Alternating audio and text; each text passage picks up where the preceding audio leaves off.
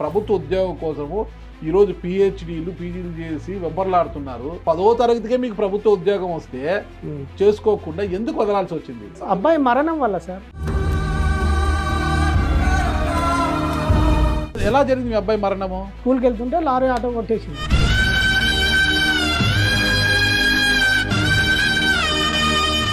కొడితే ఆటో పల్టీలు కొట్టింది. అదే ఆటోలో మా అబ్బాయి లారీ కిందకి వెళ్ళి చనిపోయాడు. కళ్ళ ముందర అబ్బాయిని చనిపోయిన లైవ్ చూసినప్పుడు తండ్రికి ఎట్లుంటుంది సార్?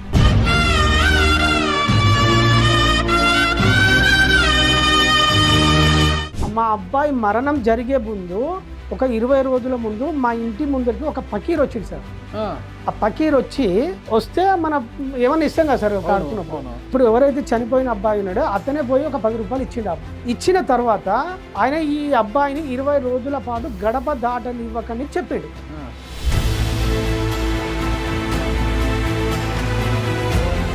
స్పిరిచువల్ పార్ట్లోకి వచ్చిన తర్వాత నేను మెల్లగా ఈ ఆధ్యాత్మిక గురువులను కలవడము. ఎవరు కలిసారు? ఇప్పుడు స్టార్టింగ్ పిరమిడ్ సొసైటీలో పత్రి సార్ కలిసిన తర్వాత కన్నా మెడిటేషన్ ఆ గురువులను కలిసిన, రకరకాల సంస్థలు పోయిన.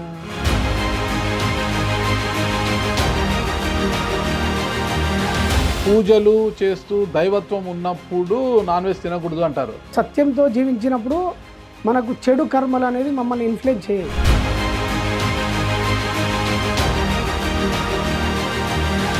జీవహింస చేస్తేనే మనకు మాంసం దొరికేది మనిషికి. ఇప్పుడు ప్రతి ఒక్కరు మాంసం తినడం మానేయాలంటారా? అది వాళ్ళ అభిప్రాయం సార్. మనం చెప్తే ఎవరు వినరు కదా. ఏంటి కర్మ సిద్ధాంతం? దేన్ని బేస్ చేసుకుని ఇది ఆధారంగా పనిచేస్తున్నారు? అంటే మనల్ని ఎవరు తీసుకెళ్తారు, లైఫ్ ఎట్లా జరుగుతుంది, ముందే రాసి పెట్టి ఉన్నదా, ఇవన్నీ సందేహాల కోసమే నా సాధన, నా అంతర్యాత్ర జర్నీ స్టార్ట్ అయింది. ఈ సాధనలో తెలుసుకోవాలా అసలు కర్మ సిద్ధాంత మూలాలు ఏం చెబుతున్నాయి, మనకు ఏం ఘోషిస్తున్నాయని ఏమన్నా తెలుసుకున్నారా? ఈ అల్టిమేట్ గా నన్ను మనిషి జీవితం ఎవరు నడిపిస్తుందంటే నీ కర్మ నెట్టుకెళ్తుంది, నీ కర్మనే నిన్ను తీసుకెళ్తుంది అని నాకు సత్యం అర్థమైంది. అరే అలా చేయొద్దని చెప్తే వినట్లేదేంట్రా? నీ ఇష్టం, నీ కర్మ అలా ఉంటే నేనేం చేయలేను అని మనం మాట వినని వాళ్ళని ఒకంత తెచ్చి పెట్టుకున్న కోపంతో తిడుతుంటాం. దీని అర్థం మన గురించి ఆ దేవుడు ఎలా రాసిపెట్టి ఉంటే అలా జరుగుతుందన్న విశ్వాసం. గత జన్మలో మన పాపాలకు ఈ జన్మలో ప్రాయశ్చిత్తం చేసుకొని తీరాలనే నమ్మకం. ఇదే కర్మ సిద్ధాంతం అని పెద్దలు చెప్తారు. ఎంతటి వారైనా అపర కుబేరులైనా కర్మ సిద్ధాంతానికి అతీతులు కారని ఎంతో మంది వేదాంతులు సిద్ధాంతులు చెప్తున్నారు కూడా. అసలు కర్మ సిద్ధాంతం మూలాలు ఏం చెప్తున్నాయి? దీని నుంచి తప్పించుకోలేమా? ఏవైనా పరిహారాలున్నాయా? తదితర మన మదిని తొలిచే సందేహాలు నివృత్తి చేయడానికి ఇవాళ ఇట్స్ యూ టీవీ ముందుకొచ్చారు సంతోష్ బుద్ధ గారు. కర్మ సిద్ధాంతం లోతుపాతుల గురించి ఆయన్నే అడిగి తెలుసుకుందాం. నమస్తే సార్. బాగున్నారా? సూపర్. సుందరగిరి సంతోష్ కుమార్ అలియాస్ ప్రస్తుతం అంటే సుందరగిరి సంతోష్ కుమార్ని కట్ చేస్తే సంతోష్ బుద్ధ. అవును సార్. అసలు ఎలా మారిపోయారు సంతోష్ బుద్ధగా మీరు? మీ ఇంటి పేరు ఎక్కడ? సుందరగిరి మీ ఇంటి పేరా? సుందరగిరి ఇంటి పేరు మాయమైపోయింది. మధ్యలో సంతోష్ ఉంది. ఇటు ఫస్ట్ ఇంటి పేరు, లాస్ట్ ఉన్న కుమార్ మాయమైపోయింది. మధ్యలో ఉన్న సంతోష్కి మళ్ళా బుద్ధ యాడ్ అయింది. ఎందుకు ఆ బుద్ధ వచ్చింది? అంటే నేను ఆధ్యాత్మిక ఈ క్రమంలో బుద్ధుని విపస్సన సెంటర్లు ఉంటాయి, అక్కడ ఎక్కువ సాధన చేసేది. అంటే అక్కడ కోర్సులు ఉంటాయి, ఇలా 10 days 11 days కంప్లీట్ మౌనం కోర్సులు ఉంటాయి. ఇంకోటి సత్యపాఠ అని ఉంటుంది, అంటే 45 రోజులు 90 రోజుల కోర్సులు ఉంటాయి. నేను అందులో ఎక్కువ బుద్ధుని మార్గంలో నేను అంతర్యాత్ర చేసేటప్పుడు బుద్ధుని అక్కడ సాధన చేసిన. ఎందుకు ఆ సాధనకు వెళ్ళాల్సి వచ్చింది అసలు? ఎవరైనా ఇప్పుడు బుద్ధిజాన్ని ఎవరైనా పాటిస్తున్నారు ఇప్పుడున్న యువత కావచ్చు? అంటే నేను నా జీవితం ఎవరు నడిపిస్తారో తెలుసుకోవడం కోసం దుఃఖం నుంచి ఎట్లా బయటపడాలి, బాధలో ఉన్నా కదా సార్. సో ఆ బాధ నుంచి ఎట్లా బయటపడాలి, మళ్ళీ లైఫ్ ఎట్లా రన్ చేయాలి, ఆ గందరగోళం నుంచి ఎట్లా బయటపడాలి అనుకోసే నా ఆ జర్నీలో కొంత గురువుల సలహాలతోటి అటువైపు వెళ్ళాల్సి వచ్చింది. సార్ మీకు కలిగిన బాధ ఏంటి? ఆ బాధ నుంచి ఎలా బయటపడాలనుకున్నారు? అసలు మీ కుటుంబ నేపథ్యం ఏంటి? అసలు మీ స్వగ్రామం ఎక్కడ? అసలు మాది ఉమ్మడి వరంగల్, జనగాం దగ్గర సార్. అంటే ఇప్పుడు సిద్దిపేట జిల్లా అయింది.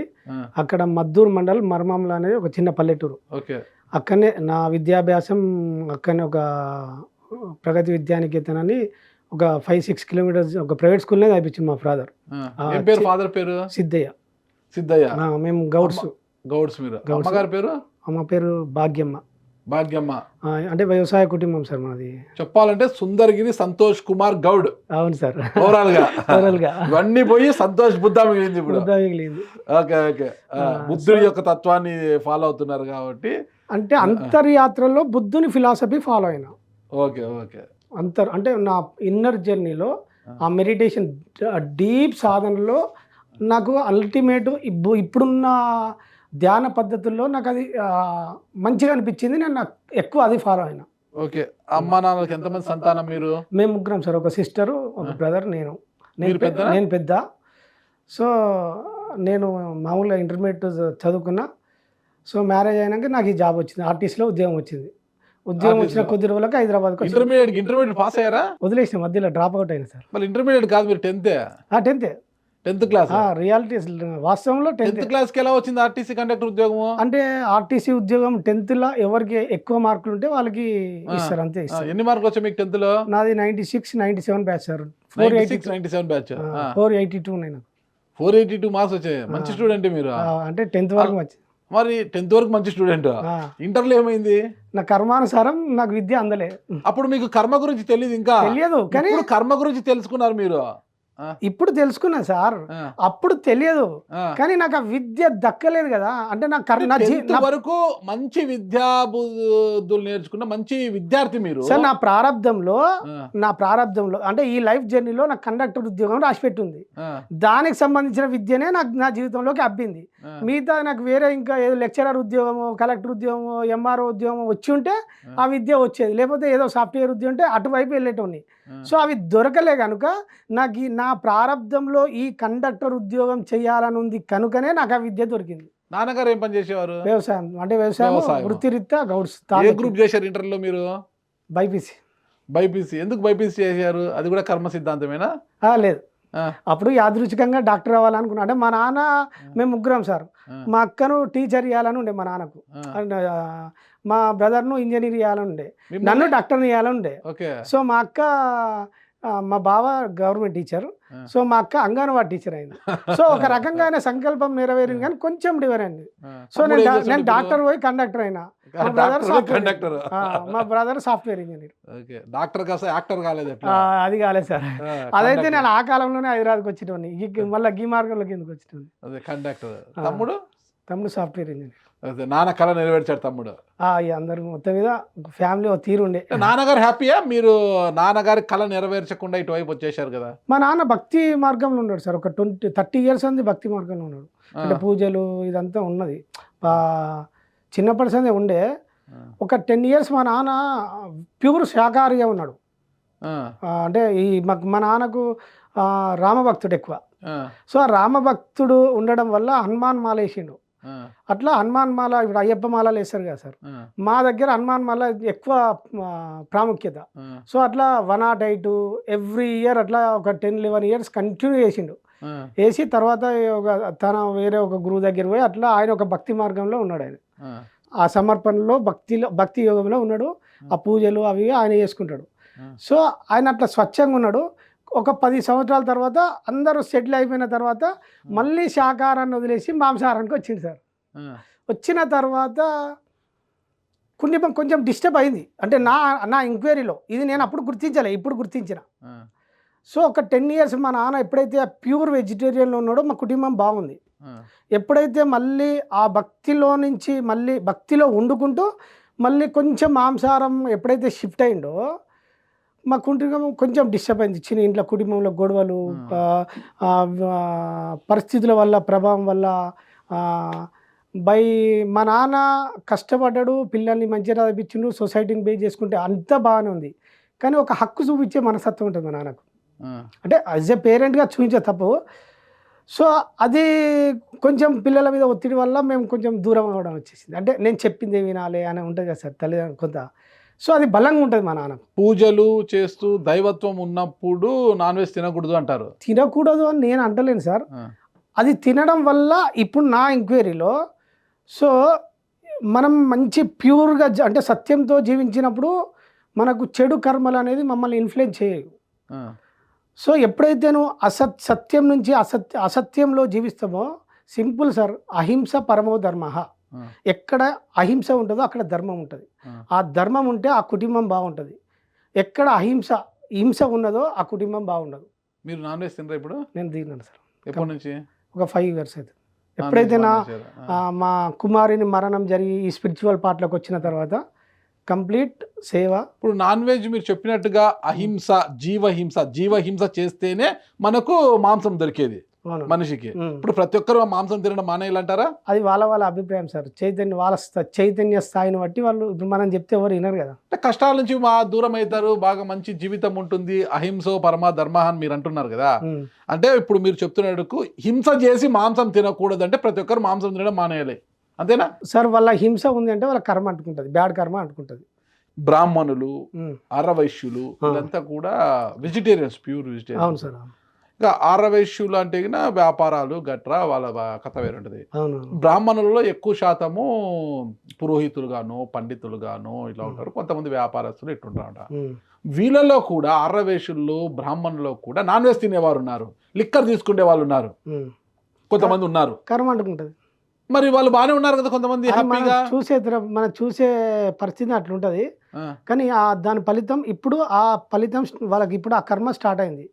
ఆ కర్మ ఎప్పుడైతే అంటే అది కర్మ పండేంత వరకు ఆ లైవ్లో ఉంటారు వాళ్ళు. అది ఒక 3 years కావచ్చు, 4 years, కొందరికి 5 సంవత్సరాలు ఉంటుంది, కొందరికి 10 సంవత్సరాలు ఉంటుంది. ఆ కర్మ పండే దశ దాకా రావాలి.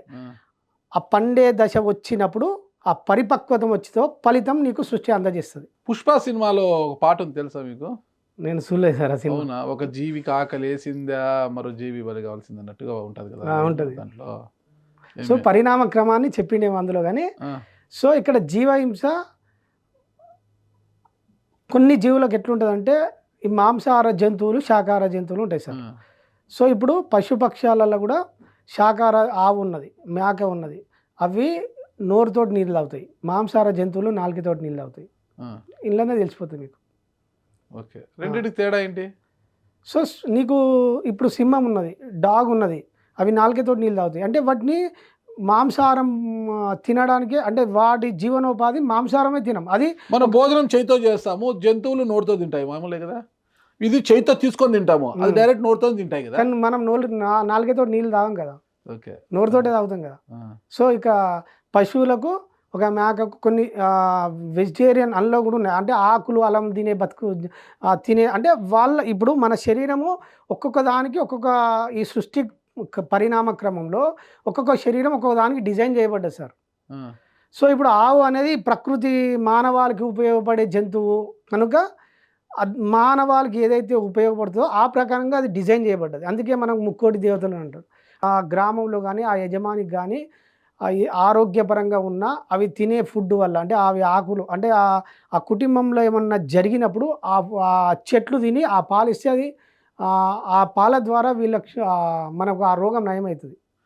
మీరు చెప్పేది వాస్తవమే. ఇప్పుడు మనుషులకైతే గిన మామూలుగా కొన్ని సామాజిక వర్గాలకు కావచ్చు, చాలా మందికి కావచ్చు, వారు మాంసాన్ని భుజించడానికే ఈ బాయిలర్ కోళ్ళు అంట, పౌల్ట్రీ ఫార్మ్స్, గొర్రెలు, మేకలు పెంచుతారు. కొంతమంది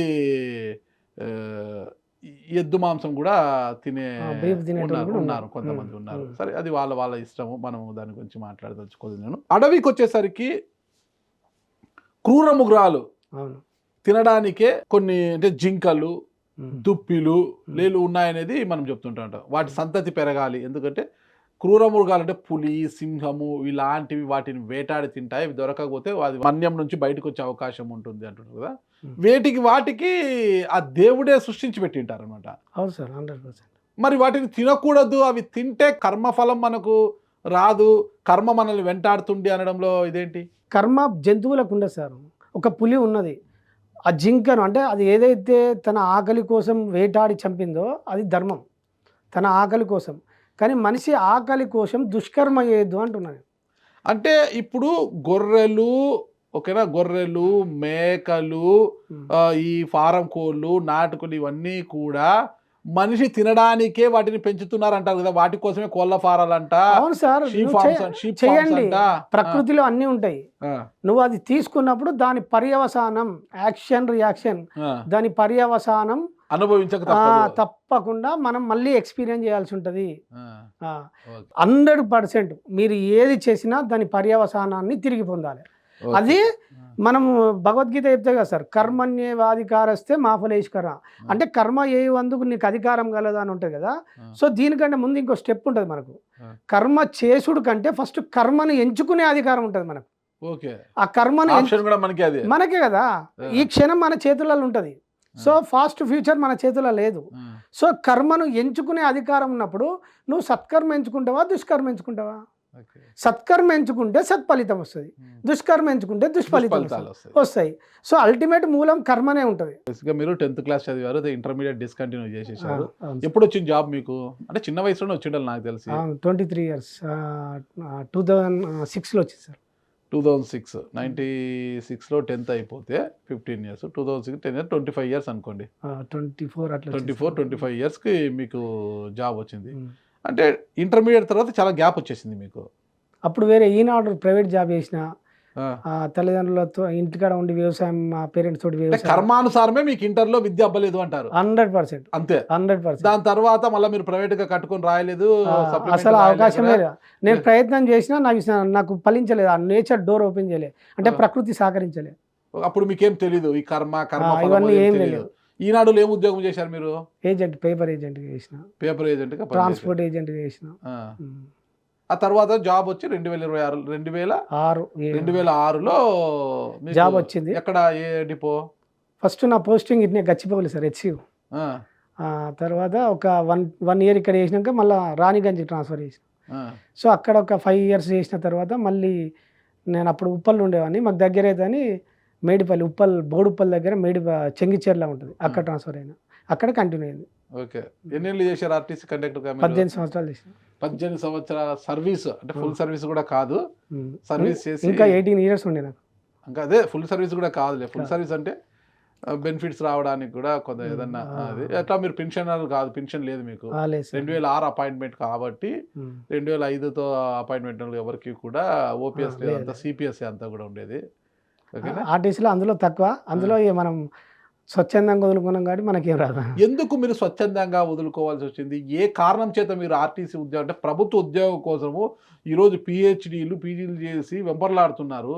అలాంటిది మీరు వచ్చి 10th క్లాస్కే 10వ తరగతికే మీకు ప్రభుత్వ ఉద్యోగం వస్తే చేసుకోకుండా ఎందుకు వదలాల్సి వచ్చింది?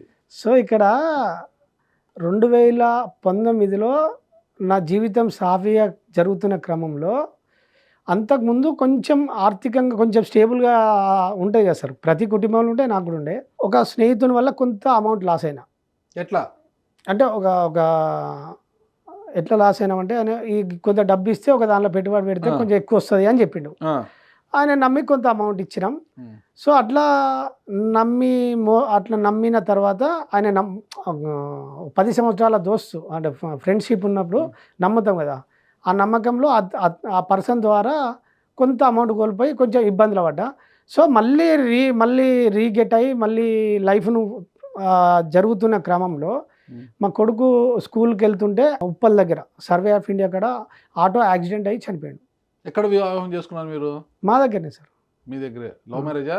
లేదు సార్, ఆయన పేరెంట్స్ చూసి. లేదు అని అంటారు. Arrange marriage. ఎందుకు లవ్ చేయలేదా? అప్పుడు చిన్న వయసుగా సార్, మాకు అంత అవగాహన లేదు. చిన్న వయసులోనే లవ్ చేసేది, ముసలి వయసులో చేస్తారా లవ్? లవ్ చేసేది చిన్న వయసులోనే కదా. అంటే అప్పుడు ముసలి వయసు వచ్చినాక ఇంకేముంటుంది సార్? 2000 బిఫోర్ అంత అవేర్నెస్ లేదు సార్, ఇంత మేల్కొల్పు లేదు. ఇంకొకటి ఉండే కానీ లవ్లు ఇటువంటి ఏం చేయలేదు మనకు. అంటే అప్పుడు ఇట్లా లేదు, ఆ ఎన్విరాన్మెంట్, ఆ వాతావరణం లేదు మనకు అప్పుడు. అప్పుడు టీవీఎస్ స్కూటర్లే లేవు సార్. అప్పుడు ఒక 4కే లేవా? ఉండే, కానీ మనం ఏదైనా బయటకు పోవాలంటే మనకు అందుబాటులో లేదు కదా సార్. మీకు లేవు, మార్కెట్లో ఉన్నాయి. మార్కెట్ తక్కువ పర్సెంట్ సార్, తక్కువ పర్సెంట్ ఉన్నాయి. అప్పుడు చాలా తక్కువ పర్సెంట్. ఎప్పుడైతే 95-96 నుంచి మార్కెట్లోకి వచ్చినాయి సార్, అంటే నా అండర్స్టాండింగ్లో. మీరు 10th అయిపోయింది 96 కదా. నాకు అప్పుడు అంటే నేను మార్కెట్, అంటే నేను రోడ్ మీదకి వచ్చింది అప్పుడే కదా సార్. అంతకుముందు హాస్టల్లో ఉండే నేను. 97లో నా 10th అయిపోయింది సార్. అప్పుడు హాస్టల్ లైఫ్ ఉన్నది. ఇంటర్మీడియట్లో హాస్టల్లో ఉండొద్దని డే స్కాలర్గా నేనే అన్న ఇది 97లో 10th అయిపోయిన ఇంటర్కి వచ్చినాక ఏం ప్రేమించలేదు ఎవరిని? అప్పుడు ఆ సోయి కూడా లేదు సార్. మరి జాబ్ వచ్చినాక ఆర్టీసీ కండక్టర్ గా చేరారు. అప్పటికి బస్సులో చెప్పలేదు పోతుంటారు సార్. కదా, మ్యారేజ్ బస్సులో అయినాక ఎవరైనా జాబ్. మంచి అమ్మాయిని చూసి మనసు పారేసుకోలేదా? లేదు మ్యారేజ్ అయినాక నాకు జాబ్ వచ్చింది. మ్యారేజ్ అయినాక జాబ్ మ్యారేజ్ 2004లో అయింది. మ్యారేజ్ అయినాక 1 ఇయర్కి జాబ్ వచ్చింది నాకు. అరే ఎంత లాస్ అయినారు మీరు. లా- జాబ్ వచ్చినాకైతే మంచి అమ్మాయిని లవ్ చేసి పెళ్లి చేసుకున్నారు కదా. అంటే మనకు ఆ పరిస్థితులు లేవు, మనకు ఆ మైండ్ లేదు సార్ అప్పుడు. Okay okay. జాబ్ లేని మీకు పిల్లలు ఎట్లా ఇచ్చారు? ఎందుకు ఇయ్యారు సార్? ఇప్పుడు అయితేలే ఊర్లలో. అంటే మాకు కొంత వ్యవసాయం ఉండే, ఆ, మేము పొలం ఉన్నది, గౌడ్స్ మంచిగా, అంటే గ్రామీణ స్థాయిలో ఒక దిగువ మధ్య తరగతి మేము. మరీ డి అని లో కాదు, మరీ హై కాదు. అమ్మాయి ఏం చదువుకున్నారు మీ ఆవిడ? సేమ్ నా లెక్కనే intermediate drop out. Intermediate drop out. ఆమె గ్రూప్ ఆమెది ఏమో సార్, నేను అడగలేదా? ఎంపీసీ అనుకుంటా. ఎంపీసీ. ఓకే. ఎందుకంటే ఆ సంభాషణ ఎక్కువ జరగదు సార్. ఇక మనం అంత ఎందుకు పోతాం? ఎందుకు భార్యతో మాట్లాడాలి కదా. మాట్లాడతాం కానీ గతం ఎంత తవ్వుకోం కదా. ఎప్పుడున్నా కుటుంబ జీవితాలు ఉంటాయి, ఏదో జరుగుతాయి, ఏమో మాట్లాడతాం కానీ స్టడీ గురించి ఒక్కసారి అనుకుని తెలిసినాక మళ్ళీ ఊరికే సంభాషణ ఉండదు కదా సార్. Okay okay. అయితే మొత్తం మీద జాబ్ వచ్చినాక మీ భార్య హ్యాపీ, హ్యాపీ సార్. సంతోషాన్ని ఇచ్చింది మీ ఉద్యోగం. అదే ఉద్యోగాన్ని వదిలేస్తాను అన్నప్పుడు మీ భార్య ఎలా ఫీల్ అయ్యారు? 100% యాక్సెప్ట్ చేశారా? చేశారు. ఎంత మంచి అమ్మాయి. అంటే తెలుసు వాళ్ళకు. ఏమని? నేను స్పిరిచువల్ పార్ట్లోకి వచ్చిన తర్వాత వాళ్ళు నా లైఫ్ని చూసిరాళ్ళు. ఆ, మా అబ్బాయి మరణం తర్వాత మా భార్యనే స్ట్రాంగ్ ఉన్నది, నేనే వీక్ అయిపోయినా. ఆ, ఒక దశలో ఉంటాడా పోతాడా అనుకున్నారు. ఆ. ఎవరు సపోర్ట్ లేదు, ఇన్క్లూడింగ్ మై పేరెంట్స్. పూర్తిగా మీరు ఆధ్యాత్మికమే? లేదు, అప్పుడు మొత్తం ఒక మానసిక స్థితి ఉంటుంది అంటారు కదా సార్. అట్లా అబ్బాయి మీద, పిల్లల మీద ప్రేమతోటి తల్లికి ఎక్కువ పెయిన్ ఉండన్నా. సో తను నన్ను, ఇంకో మా అబ్బాయి ఉంటాడు కదా సార్, మా పెద్ద అబ్బాయి ఉన్నాడు కదా, సో తను చూసుకోవాలి, నన్ను చూసుకోవాలి. సో మా ఇద్దరు పిల్లలు మీకు? ఇద్దరు అబ్బాయిలు. సో చిన్న అబ్బాయి చనిపోయిన తర్వాత పెద్ద అబ్బాయి మీద దృష్టి, నా మీద దృష్టి పెట్టి, సో తను స్ట్రాంగ్ ఉన్నది. అప్పుడు మళ్ళీ ఈయన టోటల్ అందరు వదిలేసారు, ఎవరు పట్టించుకోలే. అప్పుడు మా భార్యనే స్టేబుల్గా నిలబడి, అప్పుడు మళ్ళీ ఇమ్మీడియట్లీ కరోనా వచ్చింది. జాబ్ బస్సులు నిలబడి ఒక 1-2 ఇయర్స్ మొత్తం అన్ని లాక్డౌన్. సో కంప్లీట్ ఒక పిచ్చోని లెక్క అయిపోయినా. గడ్డం అని కాదు సార్, మానసిక స్థితి లేదు. ఎప్పుడు ఏ క్షణం చచ్చిపోదామా, చనిపోవాలి, బట్టలు దింపుకోవడము, నాకొద్దు, నా జీవితం వద్దు, అంటే గందరగోళము, అంటే ఈ లైఫ్ వద్దు అన్నట్టు ఉండే సార్. అది ఎర్రగడ్డలో ట్రీట్మెంట్ తీసుకోలేదు అప్పుడు? బై గాడ్ గిఫ్ట్ నాకు ఆ దారి లేకుండా భగవంతుడు ఒక మంచి మార్గాన్ని అందించిండు. అంటే గుడ్డలు చించుకోవడము, అదంతా ఒక పిచ్చి కదా, అదంతా కూడా పిచ్చి. అంటే అప్పుడు ఆ దశలో పిచ్చేశారు. ఇప్పుడు అర్థమైందంటే అది ఎరుకను కోల్పోవడం. అంటే ఆ క్షణంలో నేను ఎరుకను కోల్పోయి. ఎందుకు ఆ పరిస్థితి వచ్చింది అసలు? ఏ సందర్భం? అబ్బాయి మరణం వల్ల సార్. ఎలా జరిగింది మీ అబ్బాయి మరణము? యాక్సిడెంట్, లారీ యాక్సిడెంట్ జరిగింది అని చెప్తున్నాను sir. Lorry accident? Lorry auto, స్కూల్కి వెళ్తుంటే లారీ ఆటో కొట్టేసింది. కొడితే ఆటో పల్టీలు కొట్టింది. అదే ఆటోలో మా అబ్బాయి లారీ కిందకి వెళ్ళి చనిపోయాడు. కళ్ళ ముందర అబ్బాయిని, చనిపోయిన అబ్బాయిని కళ్ళ ముందర లైవ్ చూసినప్పుడు తండ్రికి ఎట్లుంటుంది సార్? అయ్యో, ఆ బాధను అసలు ఇంకా తండ్రికి ఎలా ఉంటుందంటే చెప్పలేం మనం అసలు. మన కుమారుడు అసలు పరాయి పిల్లలు ఇదైపోతేనే ఎలా బాధపడుతుంది. మన బిడ్డలు ఆ ప్రమాదం, అందులో మామూలుగా చనిపోయారు అంటే అది వేరే విషయము. కళ్ళెదురుగా బస్సు టైర్ కింద పడ్డారంటే, లారీ టైర్ కింద అంటే చాలా ఊహించుకోలేము. ఆ సంఘటన తోటి మీకు అనిపించలేదా అప్పుడు? బాబు అంటే మీరు అప్పటికే ఆధ్యాత్మికం వెళ్ళారు కదా? లేదు, చనిపోయిన తర్వాత నాకు అంతకు మీరు మెడిటేషన్ అంటే తెలియదు, స్పిరిచువల్ పార్ట్ అంటే ఐడియా లేదు. ఏదో మా నాన్న పూజలు చేస్తుండ్రు, ఎప్పుడో ఒకసారి ఏదో హోమాలు సంవత్సరానికో 2 ఏళ్ళకో ఏదైనా మనకేమైనా బ్యాడ్ అనిపిస్తే హోమం పూజ చేయించుకుంటాను సార్. గంతవరకే పరిమితి. అది కూడా నాకు కాకపోతే లోపల దైవభక్తి ఉంటుంది. ఎప్పుడో ఒకసారి మనం వారానికి ఒకసారి శనివారం ఆంజనేయ స్వామి టెంపుల్కి వెళ్ళడమో, లేకపోతే ఎప్పుడన్నా నెలకోసారి పుణ్య రోజులు గుడికి వెళ్ళడం, గింతవరకే పరిమితి ఉండే. సో నాకు స్పిరిచువల్ పార్ట్ మీద, మెడిటేషన్ మీద ఏ అవగాహన లేదు. సో ఎప్పుడైతే మా అబ్బాయి మరణం జరిగిందో, మా అబ్బాయి మరణం జరిగే ముందు ఒక 20 రోజుల ముందు మా ఇంటి ముందరికి ఒక పకీర్ వచ్చింది సార్. ఆ పకీర్ వస్తే మన ఏమన్నా ఇస్తాం కదా సార్ ఆడుకున్నప్పుడు. సో మా ఇప్పుడు ఎవరైతే చనిపోయిన అబ్బాయి ఉన్నాడో అతనే పోయి ఒక 10 రూపాయలు ఇచ్చిండు. ఇచ్చిన తర్వాత ఆయన ఈ అబ్బాయిని 20 రోజుల పాటు గడప దాటనివ్వకని చెప్పిండు.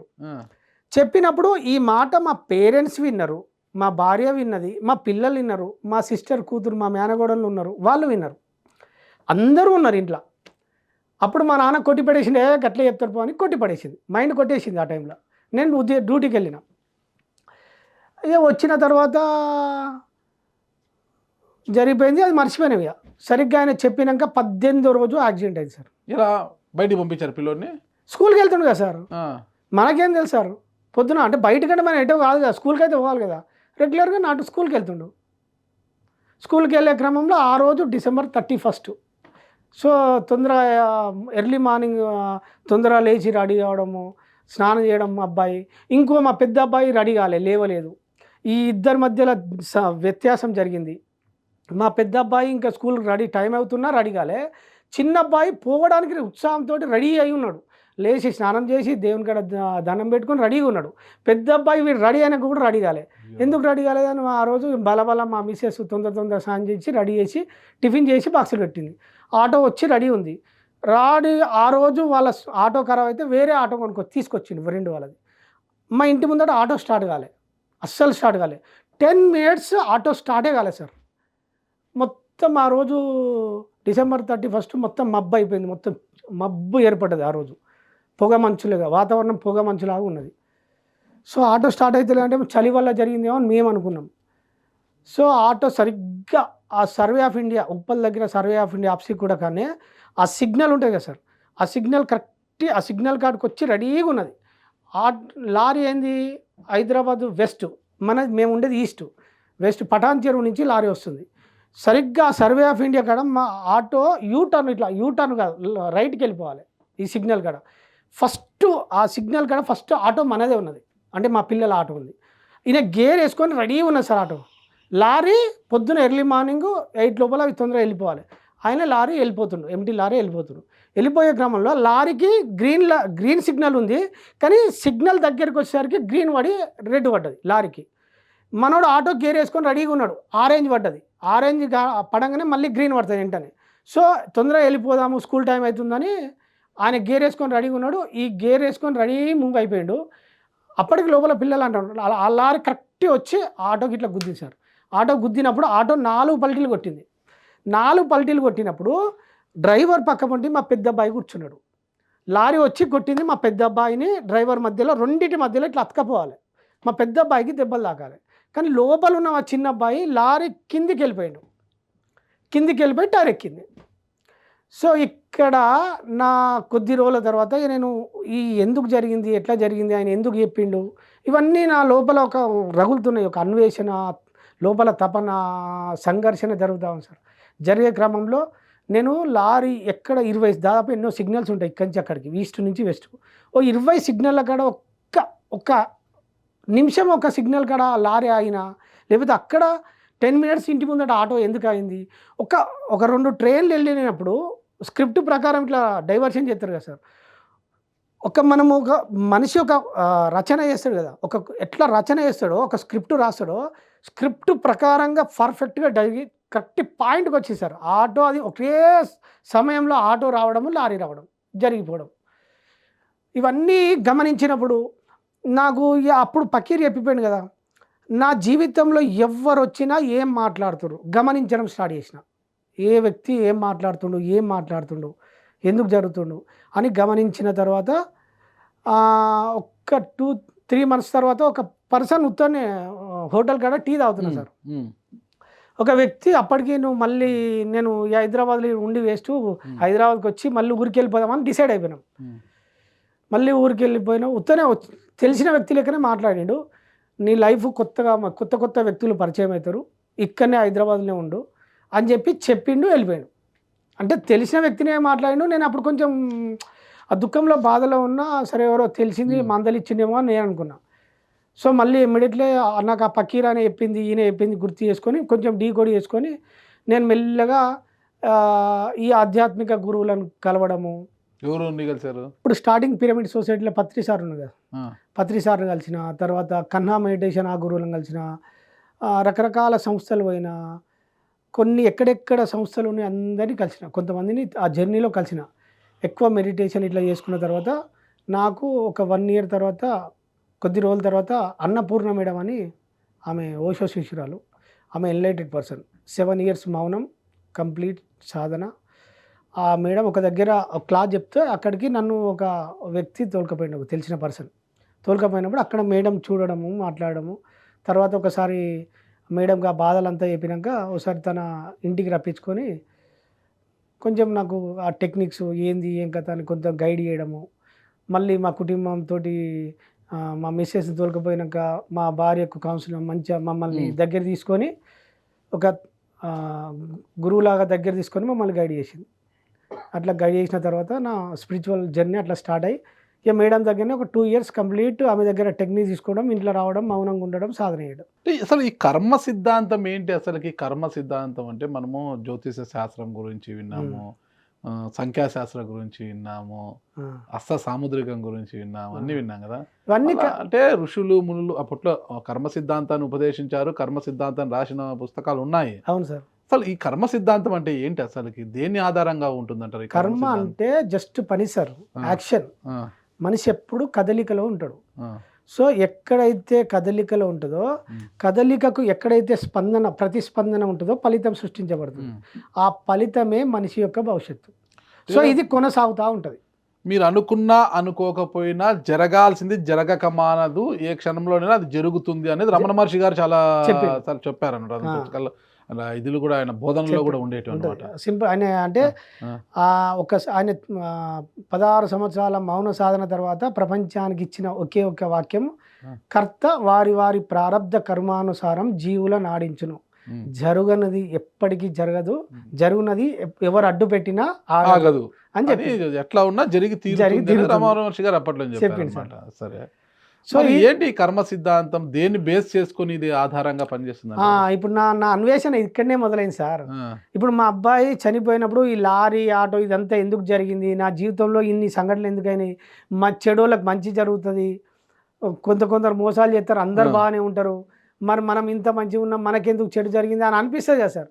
అనిపించిన ఈ జర్నీలో, నా సాధనలో మనిషి లైఫ్ ఏం నడిపిస్తుంది అనే, అంటే మనల్ని ఎవరు తీసుకెళ్తున్నారు, లైఫ్ ఎట్లా జరుగుతుంది, ముందే రాసిపెట్టి ఉన్నదా, ఇవన్నీ సందేహాల కోసమే నా సాధన, నా అంతర్యాత్ర జర్నీ స్టార్ట్ అయింది. ఈ సాధనలో తెలుసుకోరా అసలు కర్మ సిద్ధాంత మూలాలు ఏం చెబుతున్నాయి, మనకు ఏం ఘోషిస్తున్నాయని ఏమన్నా తెలుసుకున్నారా? ఈ అల్టిమేట్ గా నన్ను మనిషి జీవితం ఎవరు నడిపిస్తున్నారంటే, నీ కర్మ నెట్టుకెళ్తుంది, నీ కర్మనే నిన్ను తీసుకెళ్తుంది అని నాకు సత్యం అర్థమైంది. నా కర్మ ఎలా తీసుకెళ్తుందో కనుక్కోవాలని అనుకొని నేను ఇంకా సాధన చేయడం, అరుణాచలం వెళ్ళడము, అక్కడ దిరూపాక్ష గుహ సాధన చేయడము, భగవాన్ రమణ మహర్షి నాకు డ్రీమ్లో కొన్ని రూపాల్లో నాకు ఆ గైడ్ చేయడము, కర్మ యొక్క రహస్యాలని కొన్ని నాకు స్పృహింపజేయడము. ఆ తెలిసిన తర్వాత నాకు ఫలం అశాశ్వతం గతి నిరోధకం అనే ఉపదేశ సారంలో ఒక శ్లోకం ఉంటుంది. అంటే మనిషి చేసిన కర్మలు, చేసిన ఫలాన్ని అశాశ్వతంగా మిగిలిపోతున్నాయి. అంటే ఆ వచ్చిన ఫలితాలకు ఆనందాన్ని పొందలేకపోతుండు. రీజన్ ఏందో నాకు అర్థమైంది. అంటే మనిషి చేసిన, అంటే ఇప్పుడు ఒక రైతు, ఒక కూలీ వ్యక్తి ఉన్నాడు సార్. ఫర్ ఎగ్జాంపుల్, కూలీ వ్యక్తి రోజుకు 1000 రూపాయలు సంపాదించుకొని జీవితాన్ని కొనసాగించుకుంటూ ఉన్నాడు. సో తన కర్మ ఓన్లీ కూలీ చేయడము, ఆ కూలీకి కావాల్సిన ఫలితం రావడము, ఆ ఫలితం వరకే ఆ చక్రంలోనే ఉన్నాడు. సో కొత్త లైఫ్ను మారాలంటే ఏం చేయాలన్నప్పుడు, సో కర్మ నడిపించినప్పుడు ఆ కర్మకు అంతే ఫలితం వస్తుంది, ఏ కర్మకి ఎంత ఫలితం వస్తుంది, ఏ కర్మ చేస్తే ఏంటిది అని చెప్పి నాకు ఆలోచన వచ్చిన తర్వాత నేను కొన్ని కర్మలు చేసిన, సత్కర్మలు. అంటే బ్యాడ్ కర్మ చేసినప్పుడు ఫలితం వచ్చినప్పుడు, ఇట్లా కాకుండా లైఫ్ను మార్చుకోవాలంటే సత్కర్మ చేయాలని ఆలోచనప్పుడు నేను రోజు మా ఇంట్లో భోజనం ఎట్లా వండుకుంటామో, ఒక స్ట్రీట్ డాగ్స్కు రోజు సమాంతరంగా వేరే ఒక వంట వండేటోని, ఒక రైస్ వండి వాటికి 1 కిలో పెరుగు కొనుక్కొచ్చి 10 కుక్కలకు ఆ ఫుడ్ పెట్టి ఇట్లా చేసేటోని రెగ్యులర్గా ప్రాక్టీస్ చేసిన. మళ్ళీ నా జీతం వచ్చేది, నాకు ఉద్యోగం చేసిన కదా, జీతం రాగానే అందరు ఏం చేస్తారంటే చిట్టీలు వేసుకొని అకౌంట్లలో దాచుకోవడము, లేకపోతే ఏదో పొదుపు చేసుకుంటారు కదా. ఇంట్లో ఖర్చులు కూడా ఉంటాయి కదా. ఉంటాయి, ఖర్చులు పొదుపులే కాదు, ఖర్చులు ఉంటాయి, అన్ని చేసుకుంటారు. అవన్నీ రేషన్ అవన్నీ సమకూర్చుకున్న తర్వాత నా దగ్గర నెలకు 4000 5000 ఏం చేసిన అంటే, ఆ డబ్బులు గోశాలలకు వెళ్ళడము, ఆవులకు కొంచెం సేవ చేయడము, టెంపుల్స్ కాడ కోతులు ఉంటాయి, వాటికి అరటి పండ్లు కొనుక్కొని ఫుడ్ పెట్టడము, గాంధీ హాస్పిటల్ కాడికి పోయి సేవ నేనే ఉప్మా వండుకొని హాస్పిటల్ కాడ కొంత పేదవాళ్ళ వాళ్ళు ఉంటారు వాళ్ళకి ఫుడ్ పెట్టడము, ఇట్లా చేసుకుంటూ వచ్చిన. ఈ చేసుకుంటూ వచ్చిన కాలక్రమంలో నాకు మీలాంటి వ్యక్తులు కొత్త కొత్త వ్యక్తులు పరిచయం అయ్యారు. సో పరిచయం అయిన కద్దెలా నాకు సిస్టమ్ మొత్తం ఏమైంది, నాకు ఇంత ముందుకున్న ఆర్థిక సమస్యల నుంచి తెలియకుండానే నాకు పరిస్థితులు అనుకూలించబడ్డాయి. ఈ క్రమంలో నేను నేర్చుకున్నది వాట్సాప్ వాళ్ళకు వీళ్ళకు ఎవరైనా తెలుసుకున్నది. ఇప్పుడు నా దగ్గర సృష్టిలో నాకు ఏమర్థమైందంటే మనం ఏది పొందాలన్నా సృష్టిలో ఒకే ఒక రహస్యము పరోపకారం.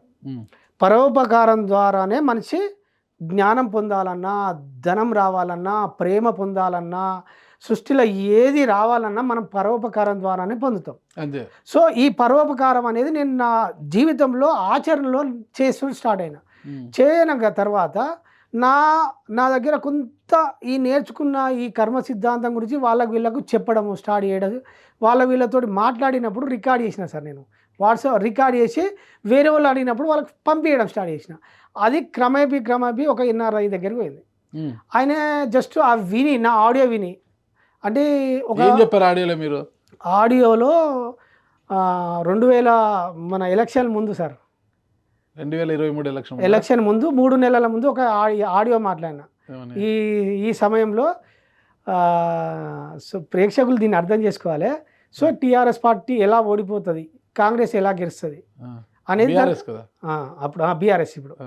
సో బీఆర్ఎస్ ఎట్లా ఓడిపోతుంది, కాంగ్రెస్ ఎందుకు గెలుస్తుంది అనేది ఆడియోలో విశ్లేషించిన. ఎందుకు ఎలా మీ కర్మ సిద్ధాంతం మీకేం చెప్పింది దాని గురించి? అంటే just like simple sir, KCR గారు అప్పుడున్న ముఖ్యమంత్రి ఫస్ట్ టర్మ్లో ప్రజల కోసమే పనిచేసిండు, సెకండ్ టర్మ్లో పార్టీ కోసం పనిచేసిండు. సింపుల్ సూత్రం. కుటుంబం కోసం పనిచేయలేదా? పార్టీ అయినా కుటుంబం ఒకటే కదా సార్, పార్టీ కుటుంబం ఒకటే అంతే. సో ఫస్ట్ టర్మ్లో చేసిన అంటే వాళ్ళ కొడుకు కోడలు ఆ కూతురు వీళ్ళే సార్. ఇక్కడ 2 ఉంటాయి సార్. మనం ఎప్పుడు లోక కళ్యాణం కోసం చేసే కర్మలేందో సాయంత్రం నీడ లాంటిది. సో మన కోసం చేసే ఇక్కడ పరోపకారం అంటే ఏంది, మనం ఎప్పుడు లోక కళ్యాణం కోసం కర్మలు చేస్తామా, ఆ కర్మల యొక్క ఫలితము మన బ్యాక్ వెనకాల నీడ వెంబడిస్తుంది కదా. పరోపకారం చేయకపోయినా పర్వాలేదు కానీ అపకారం చేయకూడదు. అప్పుడు లెవెల్ అయిపోద్దా? లెవెల్ అంటే పరోపకారం చేయట్లేదు, అలా అని అపకారము చేయట్లేదు. జీవితం ఎట్లా? మనిషి అక్కడనే ఉంటాడు, స్టేబుల్ గా అదే రన్ అవుతుంది. అల్లే చక్రంలో ఉన్నాడు, అదే చక్రంలో ఉంటాడు, స్టేబుల్ గా ముందుకెళ్ళడు. సో నువ్వు పరోపకారం ఎప్పుడైతే అలవాటు చేసుకుంటావో నీ జీవితం మారుతుంది. నువ్వు ఇప్పుడు నేను ఏమి చేస్తలేను సార్, ఏమి చేయకపోతే నాకేమొస్తుంది, ఏమీ చేయని ఫలితమే పొందుతా. అంటే నాకు ఎంటీనెసే పొందుతా కదా. సో నేను అట్లా కాదు, నా రాతను మార్చుకోవాలంటే ఏం చేయాలి, నేను విత్తనాలు వేయడం స్టార్ట్ చేయాలి. ఒక రైతు పొలంలో విత్తనం ఎట్లేస్తాడో నా తలరాతను అహం బ్రహ్మాస్మి అంటాం కదా సార్, ఇక్కడ నా రాతను నేనే మార్చుకోవాలి. ఆలోచనల ద్వారా, నా మాటల ద్వారా ఎట్లా మార్చుకోవాలి, నా చర్యల ద్వారా ఎట్లా మార్చుకోవాలి అవగాహన అయిన తర్వాత నేను నా చర్యలను మొత్తం పరోపకారం కోసమే సృష్టించా, అంటే దాని మీదే పెట్టినా నేను. కరెక్ట్. మీరు పరోపకారం అంటున్నారు కదా, అపకారం చేసిన వాడు దాన ధర్మాలు పుణ్యఫలాలు చేసి ఆ పరోపకారం చేస్తే అపకారము నుంచి బయటపడతాడా? ఆ కర్మ నుంచి అది పడడు. కానీ అంటే దానికి ఉపశమనం ఉండదు సార్, బాధ ఉండదు. ఎందుకు ఉండదు? అపకారం చేశాడు, చాలా పాపం చేశాడు, పాపం అంటే అపకారం చేసినాడే. చేసిన తర్వాత ఇక్కడ దాన ధర్మాలు ఎక్కువ చేస్తున్నాడు, అది చేసి ఇది చేస్తున్నాడు, లెవెల్ అయిపోద్దా? లేదు, కాదు. దానికే దీనికే ఏ కర్మకి ఆ కర్మనే. సో అక్కడ సత్కర్మ, అది దుష్కర్మ. సో ఇది పండినప్పుడు దీని ఫలితాన్ని తీస్తాడు, ఇది పండినప్పుడు దీని ఫలితాన్ని తీసుకుంటాడు. ఏది ఎక్కువ ఉంటే అది బ్యాలెన్స్ ముందుకెళ్తా ఉంటది. ఓకే. మొత్తం మీద కర్మ సిద్ధాంతం, కర్మ నెట్టుకెళ్తుంది సార్. ఎట్లా తీసుకెళ్తా మీకు చెప్తా. ఇప్పుడు మనకు స్కూల్ ఉంటుంది కదా సార్, స్కూల్ ఎవరు నడిపిస్తారు? యాజమాన్యం నడిపిస్తుంది. మనం ఏమనుకుంటాం అంటే కంటికి కనబడకుండా ఒక చిన్న సూక్ష్మంగా ఒక రహస్యం ఉంటుంది, టైం టేబుల్ ఉంటుంది. ఆ టైం టేబుల్ రూల్స్ సార్, సమయపాలన కాదు, రూల్స్. ఒక దిశానిర్దేశం అని ఉంటుంది దాన్ని. సో ఆ నియమము ఒక టీచరు ఒక క్లాస్లో ఏం చెప్పిన తర్వాత నెక్స్ట్ ఇప్పుడు 8th క్లాస్లో ఒక టీచర్ చెప్తుండు, నెక్స్ట్ పీరియడ్లో మళ్ళీ అదే టీచర్ వేరే క్లాస్కి వెళ్ళాలి కదా సార్. సో తెలియకుండానే మైండ్లో ఆ టైం అవుతుంది, బెల్లు కొట్టగానే ఆ స్కూల్కి వెళ్ళాలన్నా లోపల ఒక ఫోర్స్ ఉంటుందా లేదా, మైండ్ ప్రిపేర్ అయి ఉన్నదా లేదా, మన కర్మను బట్టి మన బుద్ధి మన కర్మను బట్టి ఆ డైరెక్షన్లో తీసుకెళ్తుంది.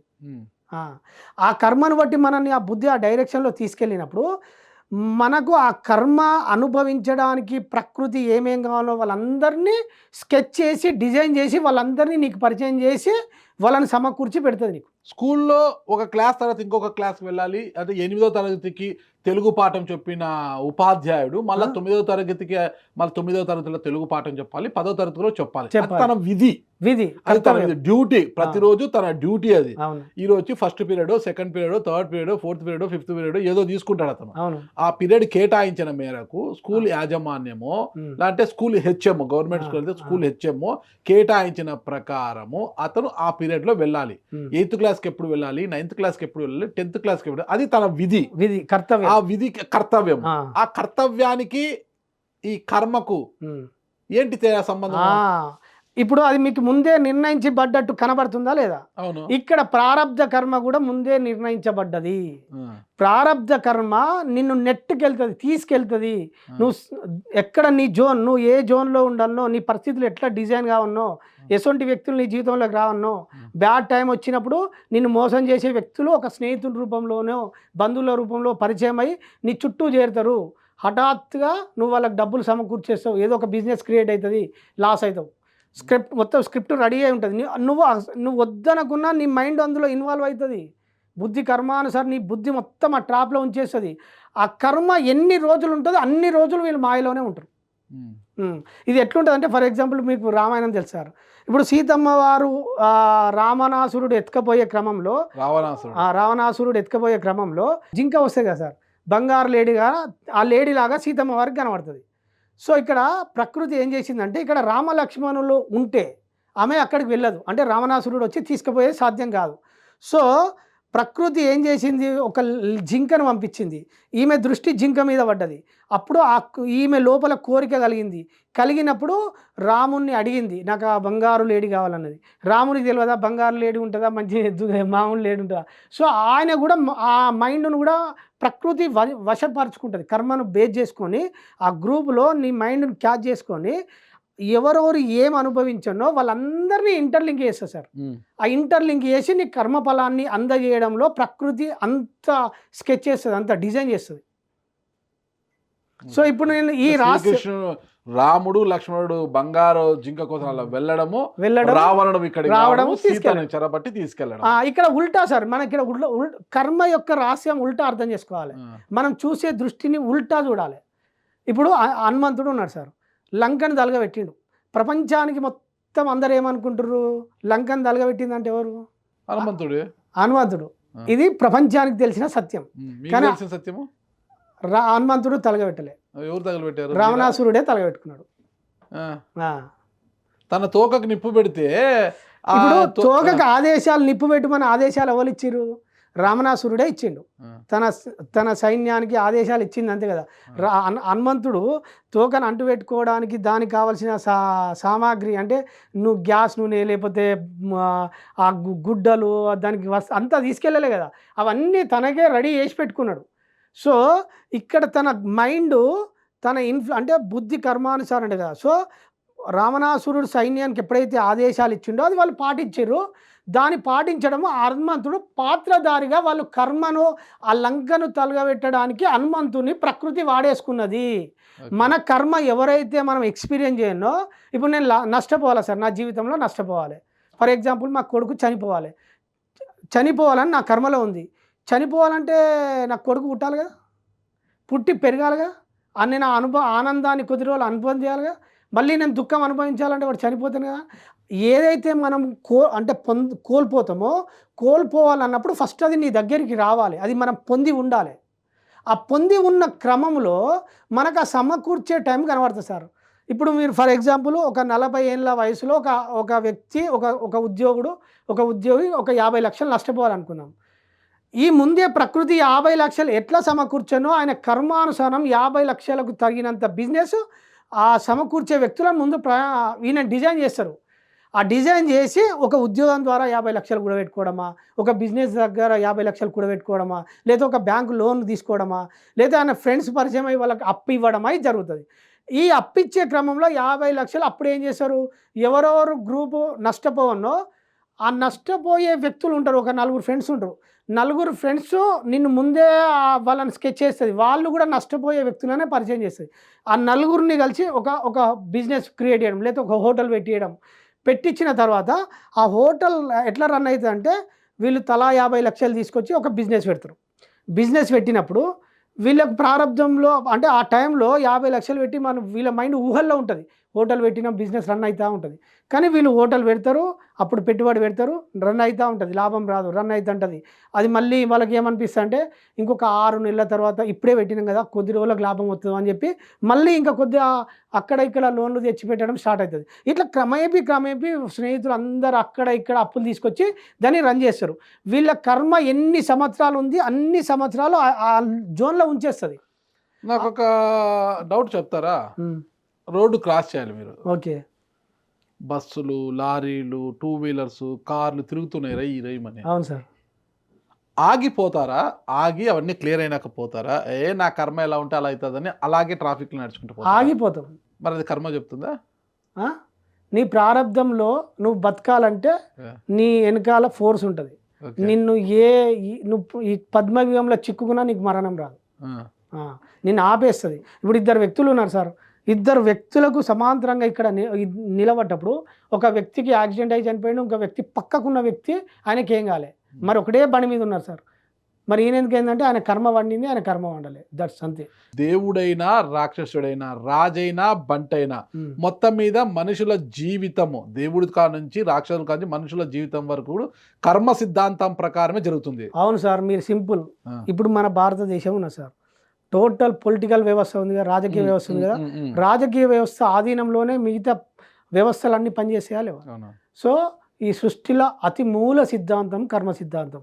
సమస్త విశ్వంలో ఉన్న ప్రకృతి నియమాలన్నీ కర్మ సిద్ధాంతానికి లోబడే పనిచేస్తాయి. అంటే ఇప్పుడు ఒక జ్యోతిష శాస్త్ర పండితుని దగ్గరకు, గురువు దగ్గరకు వెళ్ళినప్పుడు సరే ఆ అస్త సాముద్రికము లేదంటే జ్యోతిష శాస్త్రం పుట్టిన తేదీ సమయాన్ని బట్టి జ్యోతిష శాస్త్రం నీ జీవితం ఎలా ఉంటుంది ఏం కథ అని చెప్తాడు, అంటే సంఖ్యాశాస్త్రం చెప్తాడు, వాడు ఏదో మార్చుకోవాలంటాడు, అది ఇది చెప్తాడు. వీళ్ళందరూ కూడా పరిహారాలు చెప్తారు అనమాట. వీళ్ళందరూ నువ్వు ఈ పరిహారం చేసుకుంటే నువ్వు ఈ గంట నుంచి తప్పించుకుంటే దీనికి 20 లక్షలు ఖర్చు అవుతుంది, 30 లక్షలు ఖర్చు అవుతుంది.